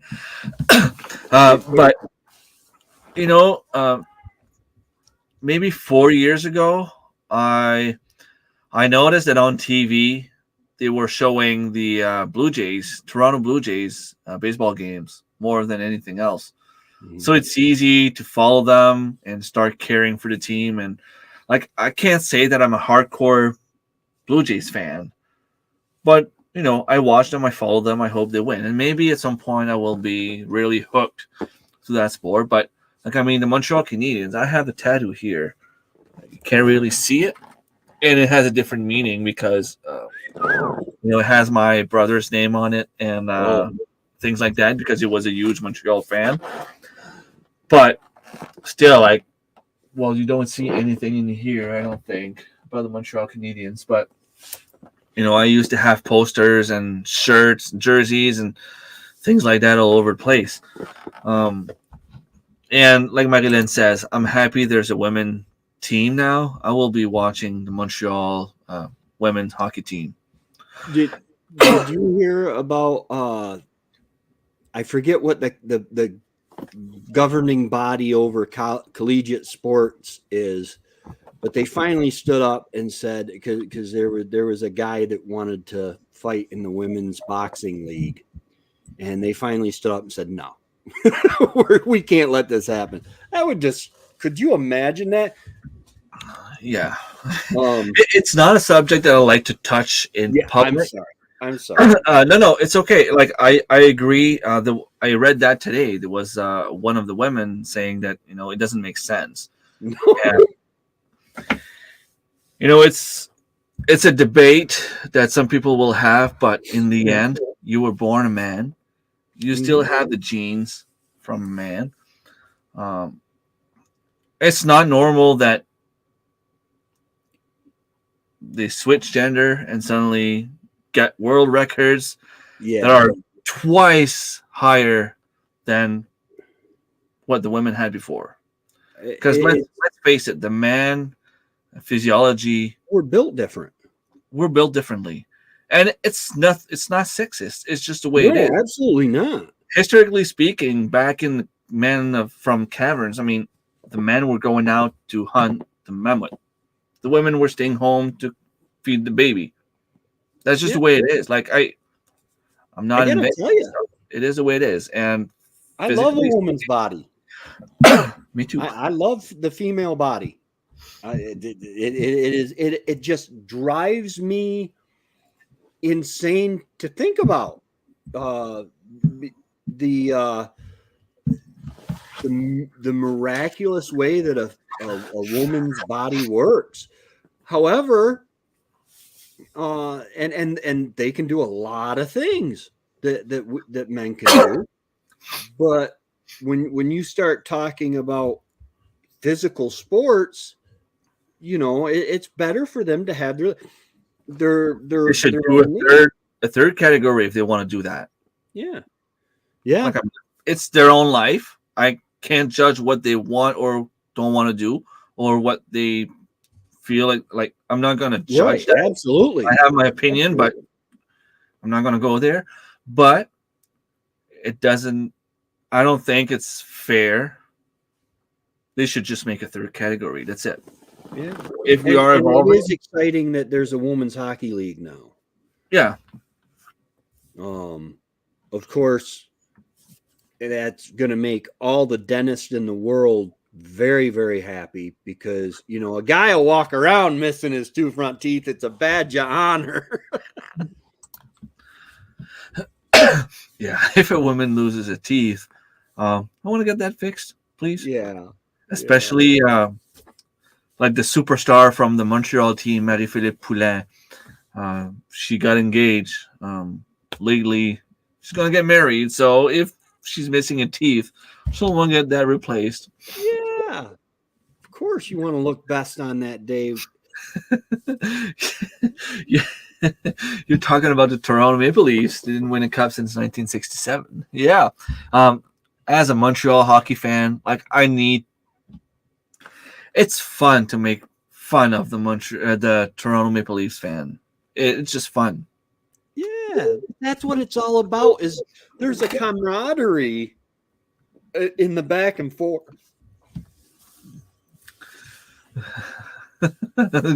Well, Lois just called you a god, Buttercup. I didn't say it. He said it.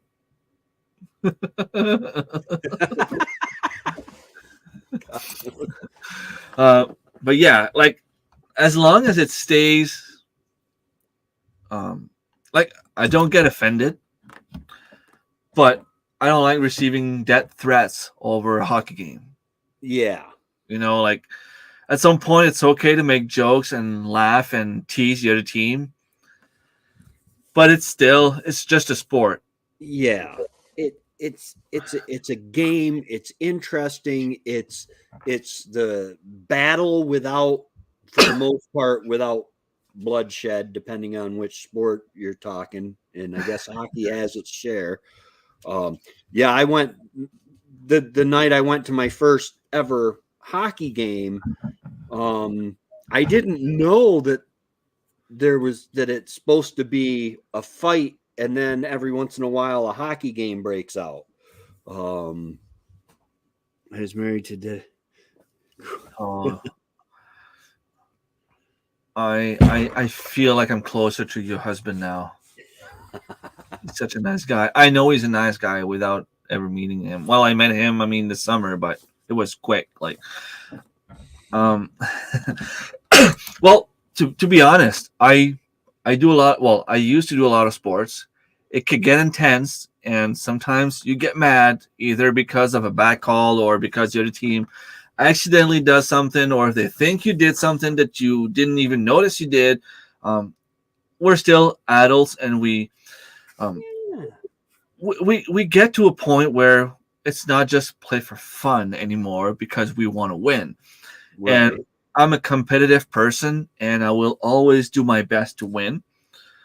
I'm not saying that I won't get mad on field, and I'm not saying that if someone comes at me to punch me, that I'm not gonna go back and punch him back. Right. But in my head, when the game is over, the game is over. It's done. Let's have a drink and have some fun. Leave it all on the field. It was, intense because of it was the heat of the moment.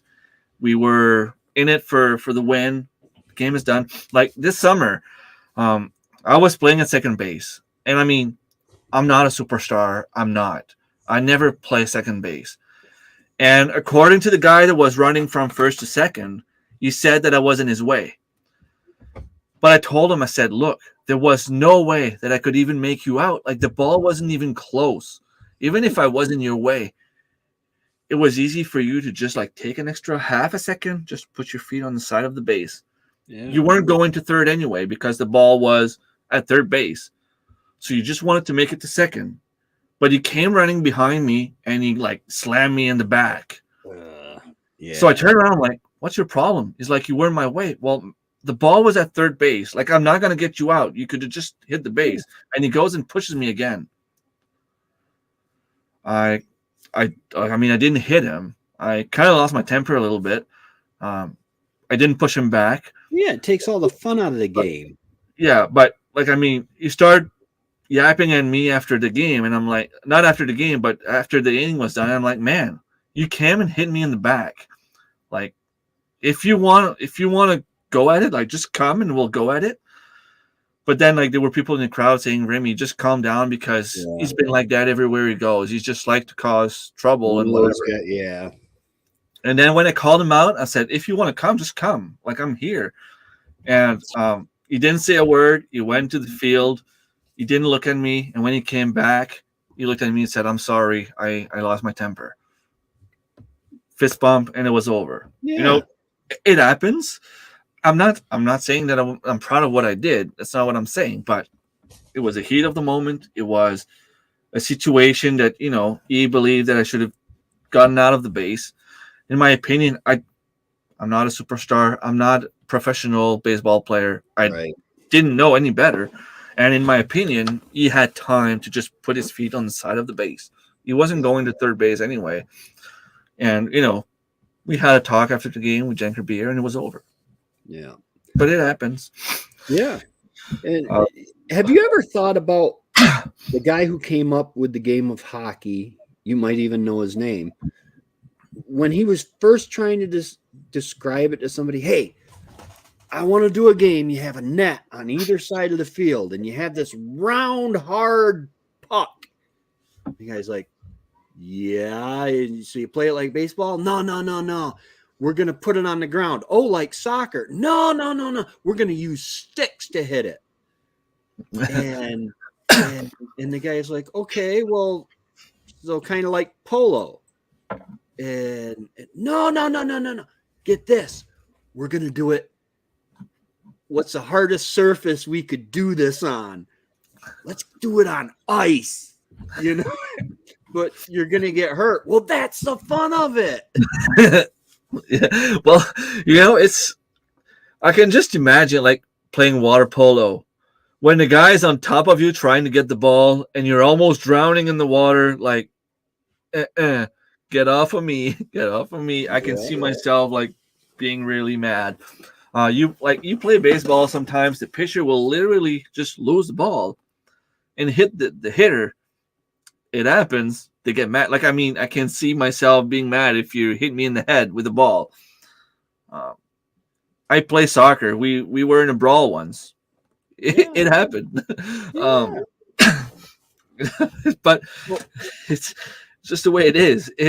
But what I hate is when I see fans threatening each other because they go for a different. Like, you don't even yeah. play. You don't even play. You're just watching it to enjoy it. Enjoy the Right. game. Yeah, absolutely. And the cool thing is because after I got out of the military, I started taking kids to that event every year, and at first they just had nets up on either end so that if the puck come up, it hit the net and supposedly stop. Well, the net didn't always stop it, or if you were sitting off to the side of the net, and this one, oh, she was just a tiny. She couldn't have been 13 years old. We were on the other side of the stadium, and she got hit in the face with a puck. She was about had quarter way up, maybe a third of the way up the stands, and you see them pass a white towel down the road because they couldn't really get to her yet, and she puts it up to her face, and then when the adults finally got to her, they pull it away, and you could see that it was that bright crimson red from across the arena. Man, it was bad. Yeah, it happens every once in a while that someone gets hit with the puck. It's it's unfortunate, and Yeah. I mean, I don't want to say that it's part of the game because it's not part of the game per se, but it's It's part of life. You yeah. can be crossing the street and be hit by a car. You can be walking in your kitchen and be hit by an asteroid or meteorite or whatever it is you call it.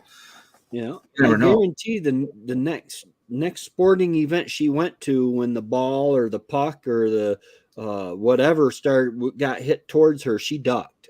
I guarantee it. Or She she was learned. paying more attention for sure.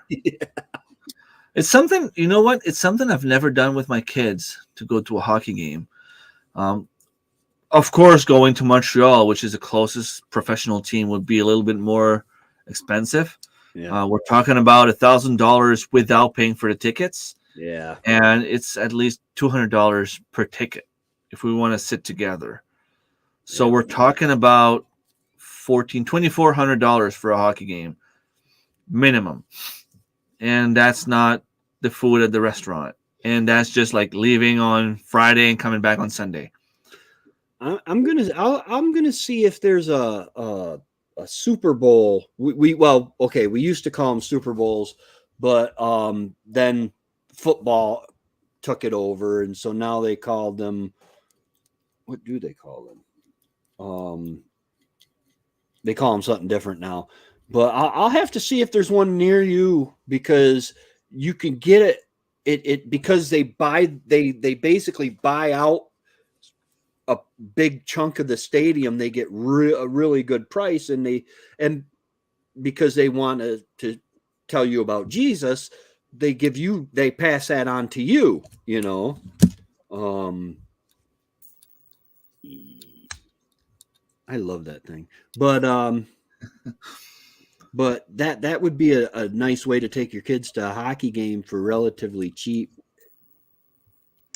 Well, we do have like junior, um, the major junior hockey, which would be the same level of the players that went to the World Juniors. Um, not necessarily the best of that tournament, but the same level. The players would play in the same level. We have a team in Bathurst, which is about an hour away. But we have a team, Junior A, which is a little well, it's a step lower. They play in Hamilton every Friday night, which is pretty good hockey as well. That's something that we could do with the kids. I don't remember. Well, back in the days, it was like $7 for an adult. So I'm guessing it's probably around 10 right now. It would still probably be around $70 for the whole family, but it's something that we should do. Yeah. We also have the adult hockey team in Dalhousie, only 15 minutes away. There's good things and bad things about that league. The good thing is, pretty much all the players on the team are people that I play with or against in the summer playing softball. So they're all friends or people I know, or but the thing is, some of them are there only to fight. Yeah. Which it's okay in sense of they go there to make a show. The two fighters will get in the middle of the ice. They'll have a fight, and it's over. And they'll have a fist bump at the end of the fight, and Yeah. But sometimes it gets a little bit too bad, and they have like seriously dangerous brawls on the ice, which is not something that I'm really interested in, and it's not something that I really want to bring my kids to. Right. So if I bring the kids there, I'm just hoping that it's a good and clean game. Sorry. And yeah, Irving could probably buy a NHL hockey team, but they won't because that would mean they would have to spend money. They prefer getting money from the government. Oh, I'm not going down that hole. Irving is the electric company, correct? No, they're the gas company. Oh, okay. The electric company is called NB Power. Okay. The Irving, let's just say that they will have something in the newspaper saying that they are so nice they gave away $1 million to the university to help the students with whatever. But a month later, you'll see that the government gave them $4 million because they needed financial help doing whatever. And it saved them $300,000 in taxes. Yeah. By donating that money, yeah. Yeah.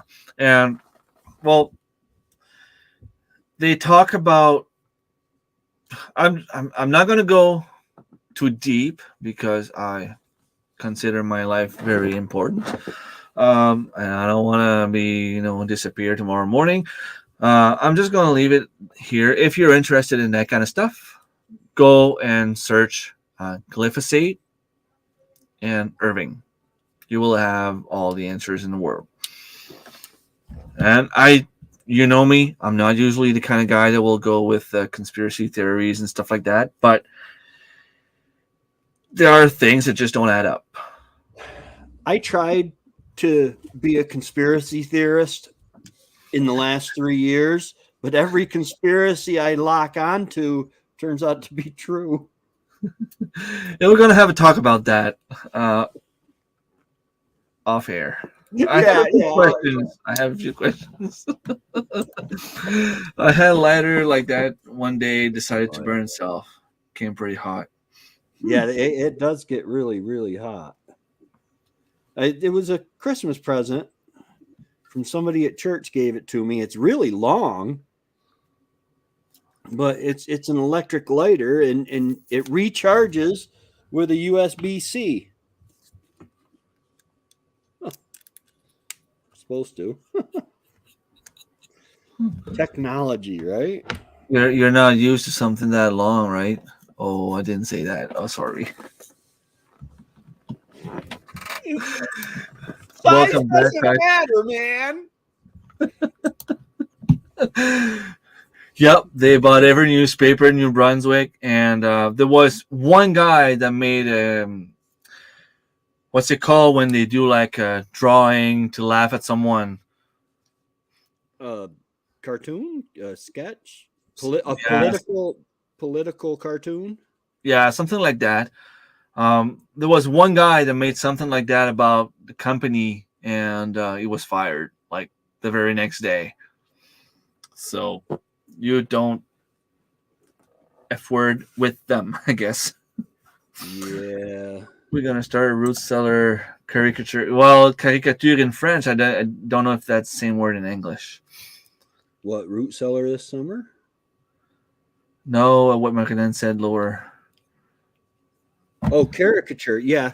Yeah, a caricature is a likeness of something or someone. Okay. Start a root cellar. That's pretty awesome. It will be useful. Yeah. Um, I would love to have one as well. Just like I said, it's way down my wish list. I I have want so a many things on my wish list that I want to do. I want a bunker. I'm talking 2 foot of concrete, got its own Yeah. armory, its own power supply, big screen TV for watching YouTube. Well, if I ever need to go in there, YouTube will no longer be a thing. um, I I try to live my life without worrying about anything that's going on and just go like day to day and whatever. But there is always that. I don't want to say that fear because it doesn't stop me from living, like I said. But there's always that thought behind my mind that maybe someday someone will actually push the button. That Yeah, button we were talking about earlier, yeah. and maybe you would need to be in a bunker. There It's always going to be a possibility, whether we there's a like it or not. there's an epidemic of stupid in this world, and somehow a lot of the people that qualify have made it to positions of Power. power that are supposed to be positions of servanthood. And like there's always going to be someone to say, "Hey, you're talking about that person in a bad way, but you don't know the whole story or you don't see the other side of the story." And okay, maybe. But those people, when they talk in public, they don't make sense. They contradict themselves without even knowing it. Yeah.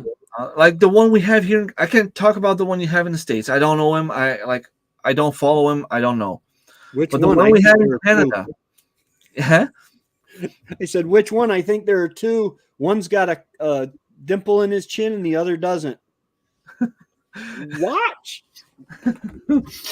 uh, but here in Canada, the one that we have, I I'm don't listening. agree with stuff he does.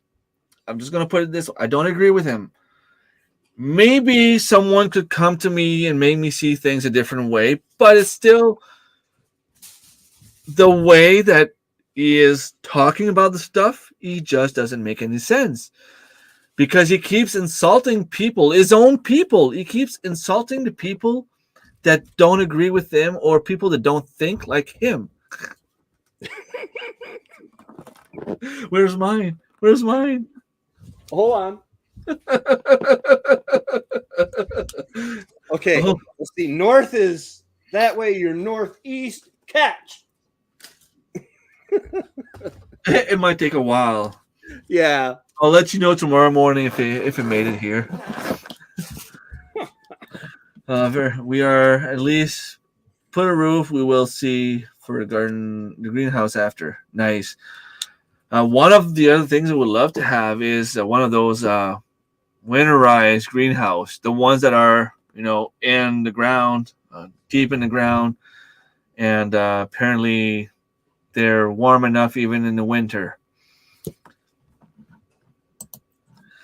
Idiocracy, yes, and yes, and I can even get like foam. I don't know if it would be 2 inches or 1.5 inches thick for free.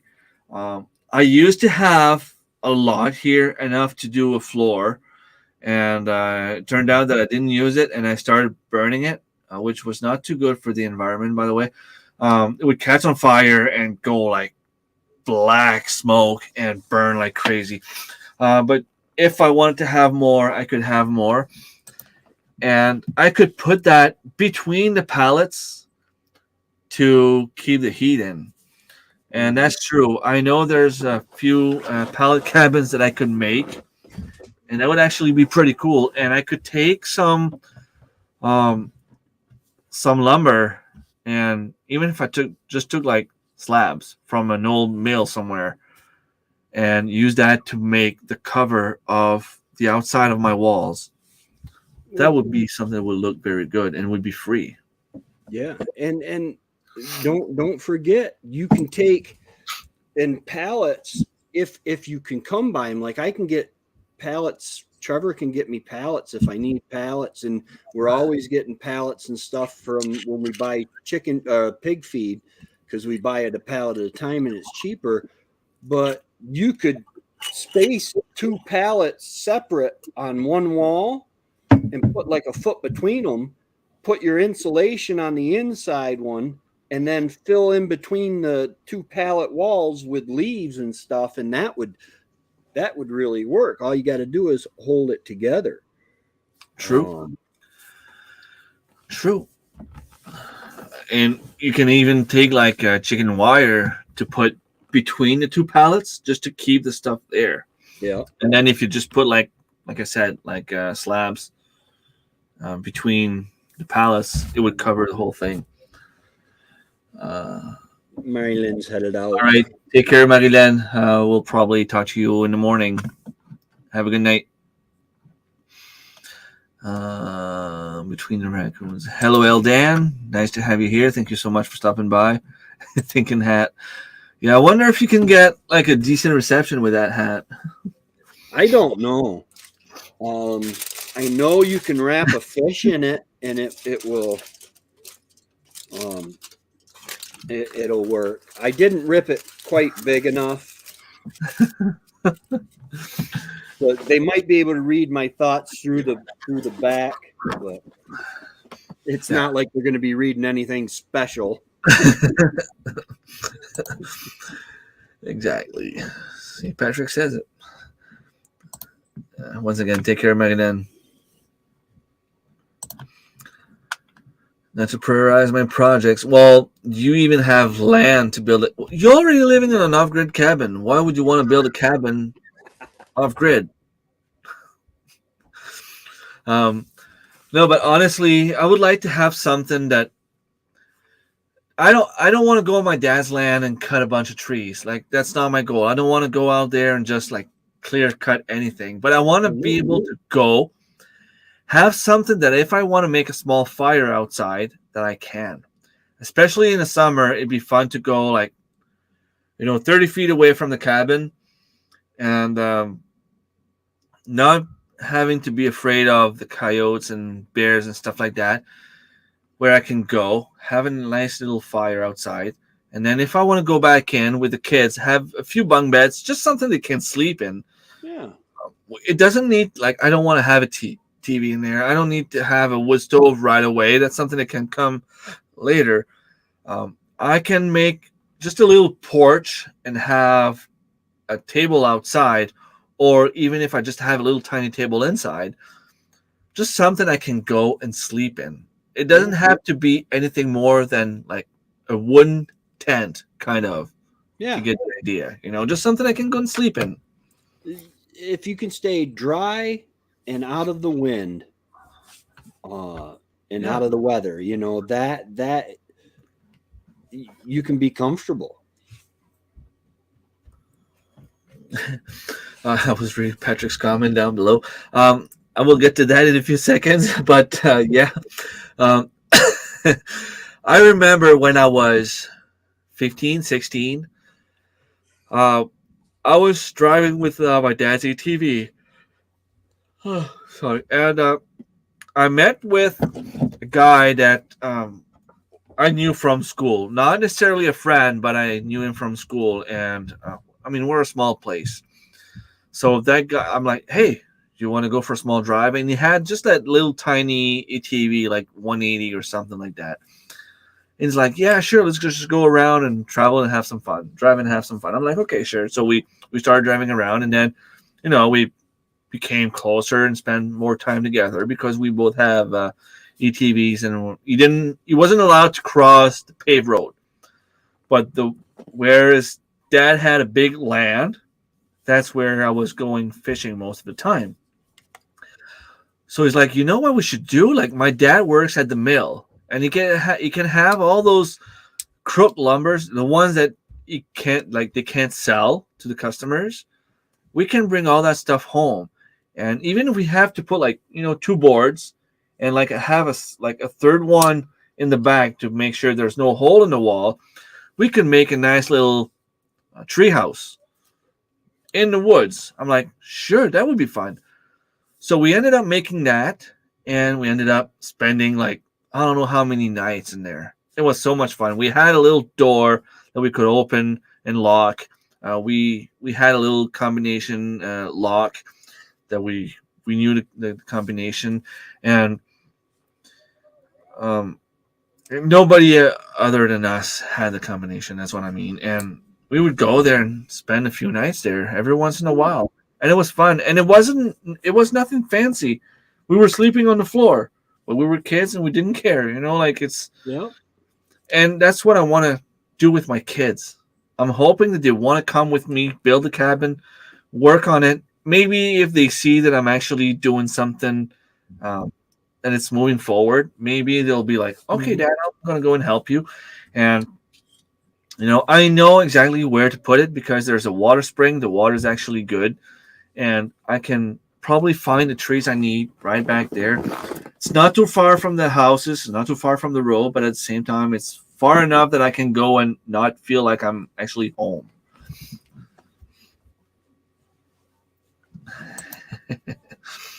Touche. And yes.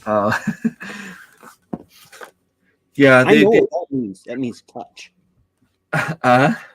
Touche. Touche. Yeah. It's French for touch. Yep. Touche. Don't you wish you could speak French like me? I do, Tracy. But you're learning so much. You know, Putin. You know, touche. You know, bon matin. Bon matin. I know this. Manon. I'm getting there.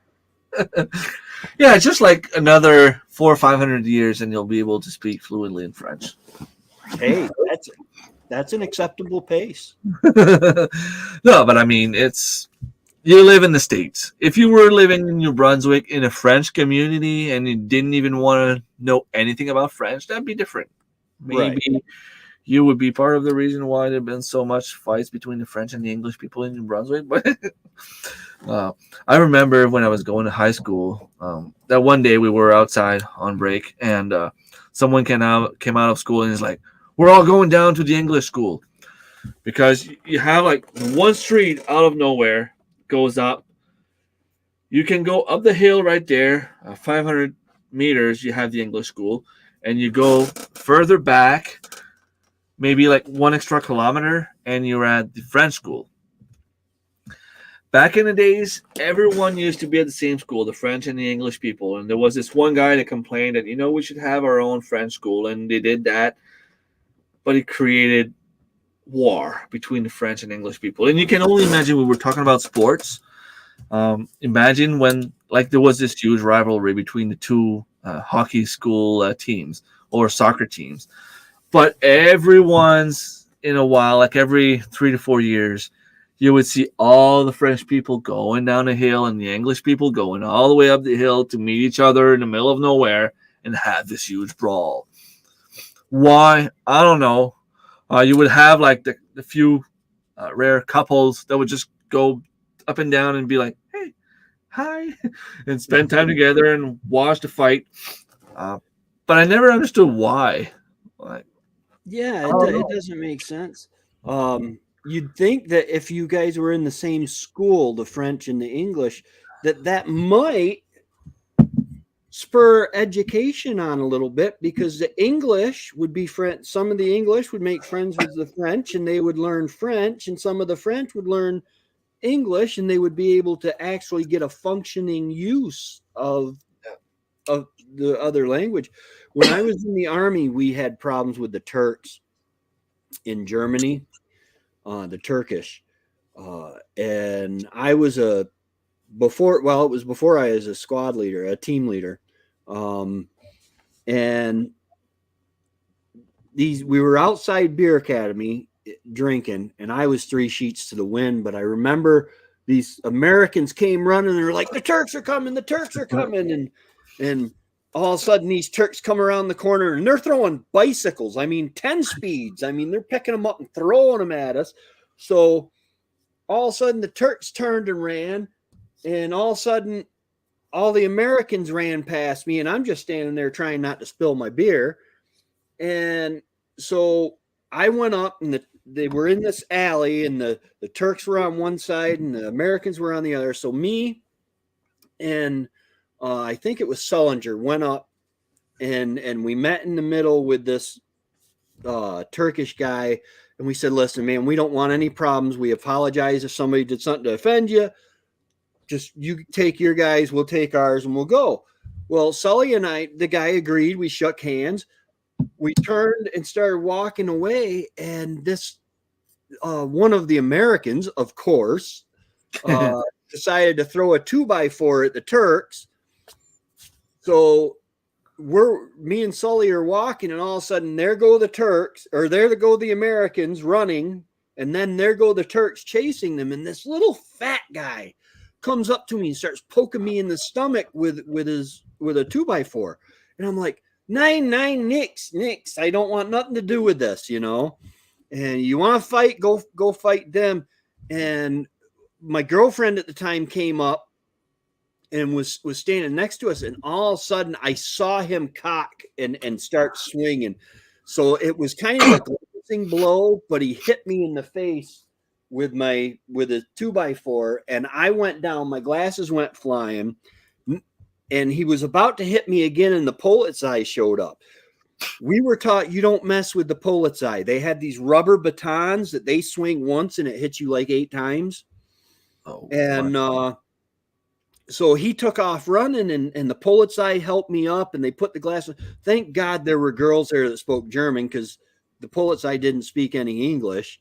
And they're like, yeah, if you have any problems with your ear, because apparently my whole face, the next day I found out my whole face was all swollen in my ear. And I'm like, nah, I'm fine. I didn't feel a thing. I was lit. I don't know what you said, but I'm fine. Yeah. I didn't hear you, but whatever. I'm good. Yeah. The girls explained what happened, and that me and Sullinger were trying to keep peace.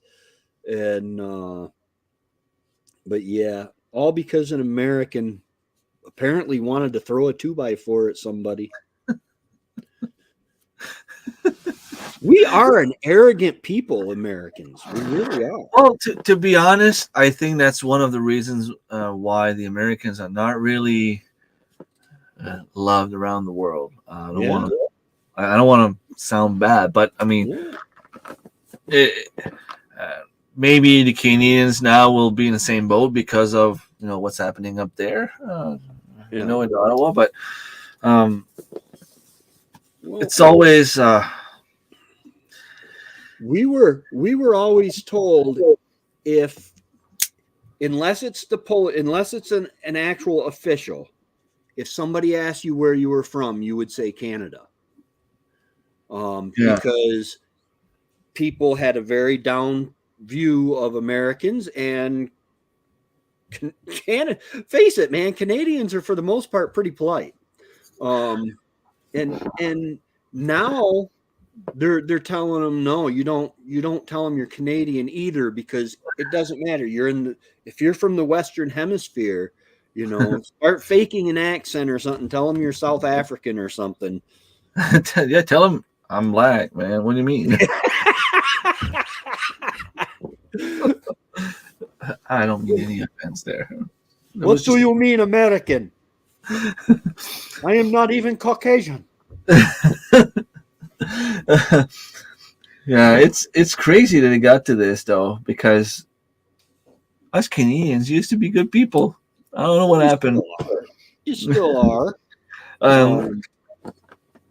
Have you ever watched the TV show How I Met Your Mother?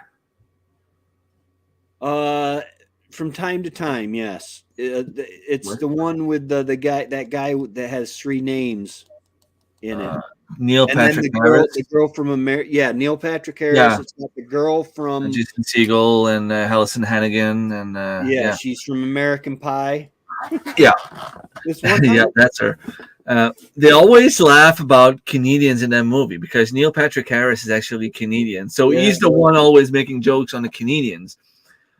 And there's that episode where they go in a Canadian bar, and like I don't remember if it was Robin or Marshall that accidentally steps on a Canadian one of the Canadians' feet there, and he's the one that turns around and say, "Oh, I'm sorry, hey, I'm sorry, hey," but like okay, I can't say I don't speak like that because I'm French, so for me, I don't know how else to end my sentences sometimes, so I'll be like, you know, or so, or you know what I mean, hey.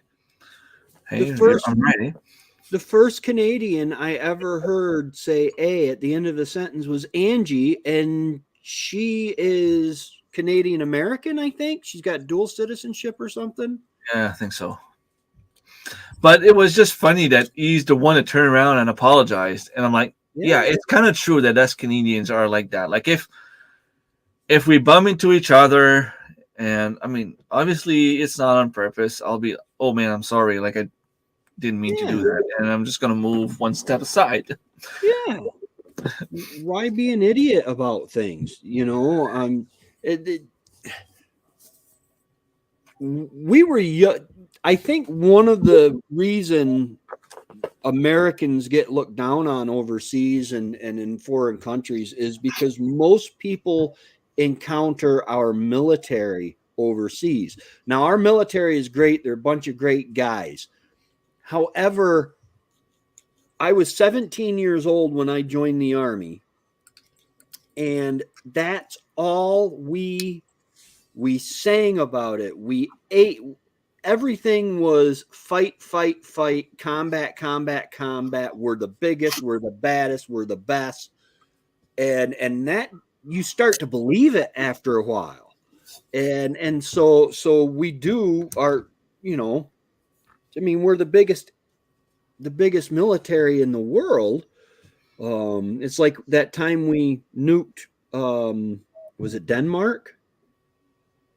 We accidentally dropped a nuclear bomb on Denmark, and the the bomb blew up, but the conventional explosives blew up, but the nuclear part didn't go off. It just spread radiation, and Denmark said, "You weren't even supposed to be flying in our airspace with nuclear weapons." And we're like, "Well, we're America, so what are you going to do?" You know, Well, and that passes down. one of the things I notice, and it might just be a coincidence, but I mean, I doubt. The Americans are, well, they're proud people, and there's nothing wrong with that, but they're really, really, really, really, really proud of the soldiers. Mm-hmm. If you've been to war, you're like a superhero in the States. And the reason I say that is because if there's any special event, and I say that by watching hockey mostly, so it might be different in other topics, but if you have a soldier go in there, they will, the people will applaud, and they will, cherish the person on the ice. And it seems that every time there's a special event, they will get one of the soldiers or one of the veterans to go on the ice. I just find that, like, I mean, it's nothing bad. I'm not saying that in a Right. bad way. It's just that, in Canada, we'll have, I don't know, like the guy that won the gold medal at snowboard, or, the singer that won, that just recently won Canadian Idol, or, things like that. In the States, it's always a veteran or a soldier or a surgeon or, something like Well, that. I don't know if it's because I that's what they I look think up to. Or, part of it is because we are a nation that was born from war.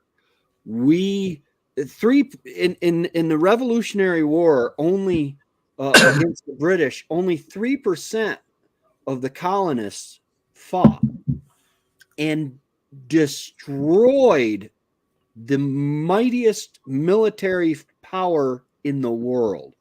And then just a few years later, you had the War of 1812, the Spanish American War, all this other stuff. Whereas Canada's history has been relatively peaceful. I mean, you guys have fought.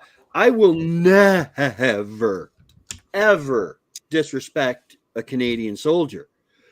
I was in the Patent Combine Club in Garlstadt, North Germany. It was the enlisted man's bar on post.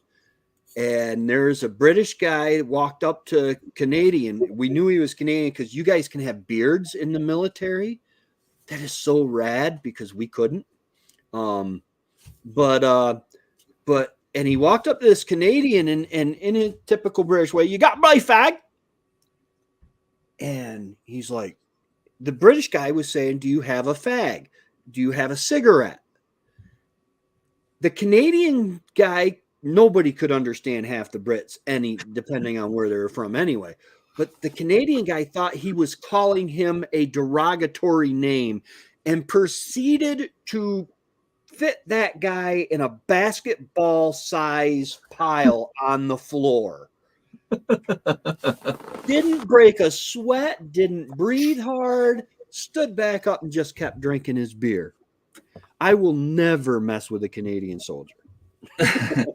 I have a few Canadian friends that became soldiers, and that's one of the reasons I kind of lost contact with them, because obviously, they've been to Afghanistan and they've been all around the world. I'm trying to remember who it was.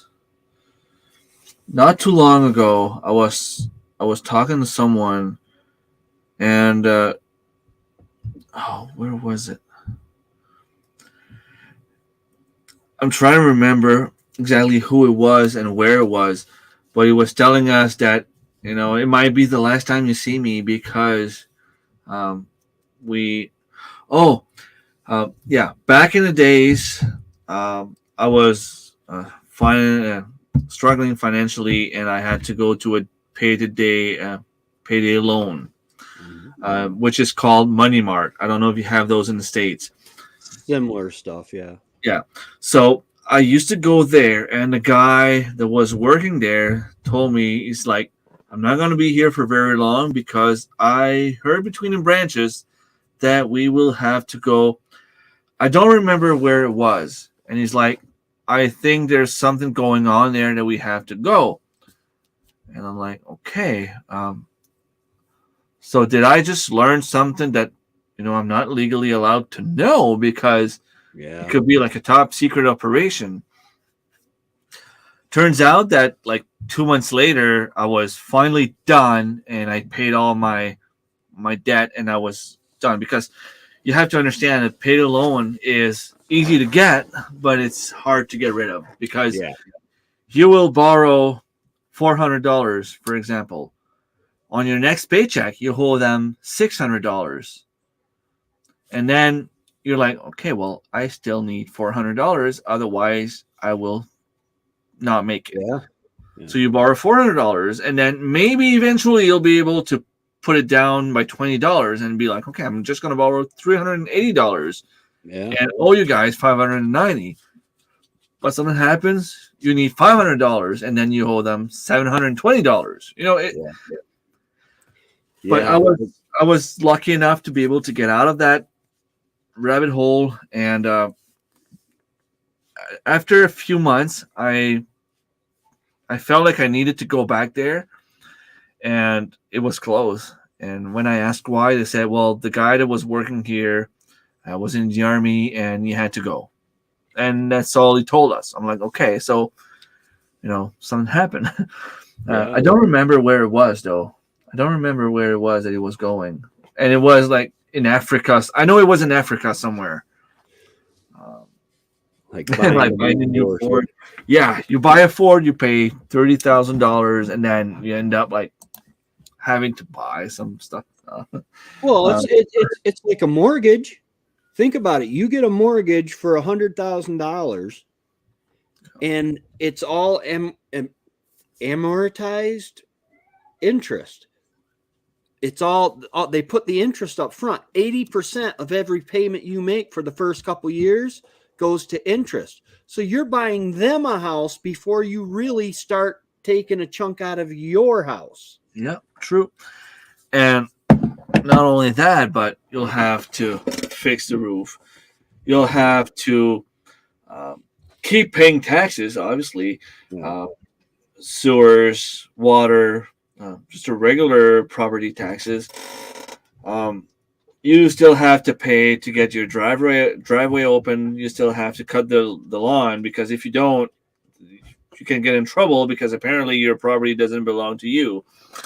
Um, you'll have leaking problem with one of your plumbing pipe that you require a plumber to come, but also require someone else to come and fix the wall and all that stuff, because there was an issue with it caused humidity and it's rotting, and then you might need something else because the cement is falling apart. You might need to get someone else to come and fix that. You're never done paying. No. Just like a Ford. No, I make fun of Ford, but seriously, my dad's been driving a Ford for a very, very long time. I've never had any issues with Fords. My first car was actually a Hyundai Accent. And I was laughing at some point to a friend of mine. I'm like, nothing was ever right about that car. I think the only thing that didn't break down on me was the ceiling light. And I'm like, no, that's not true. Like, it was actually broken in there. And even by changing the bulb, it didn't work because the cables were disconnected.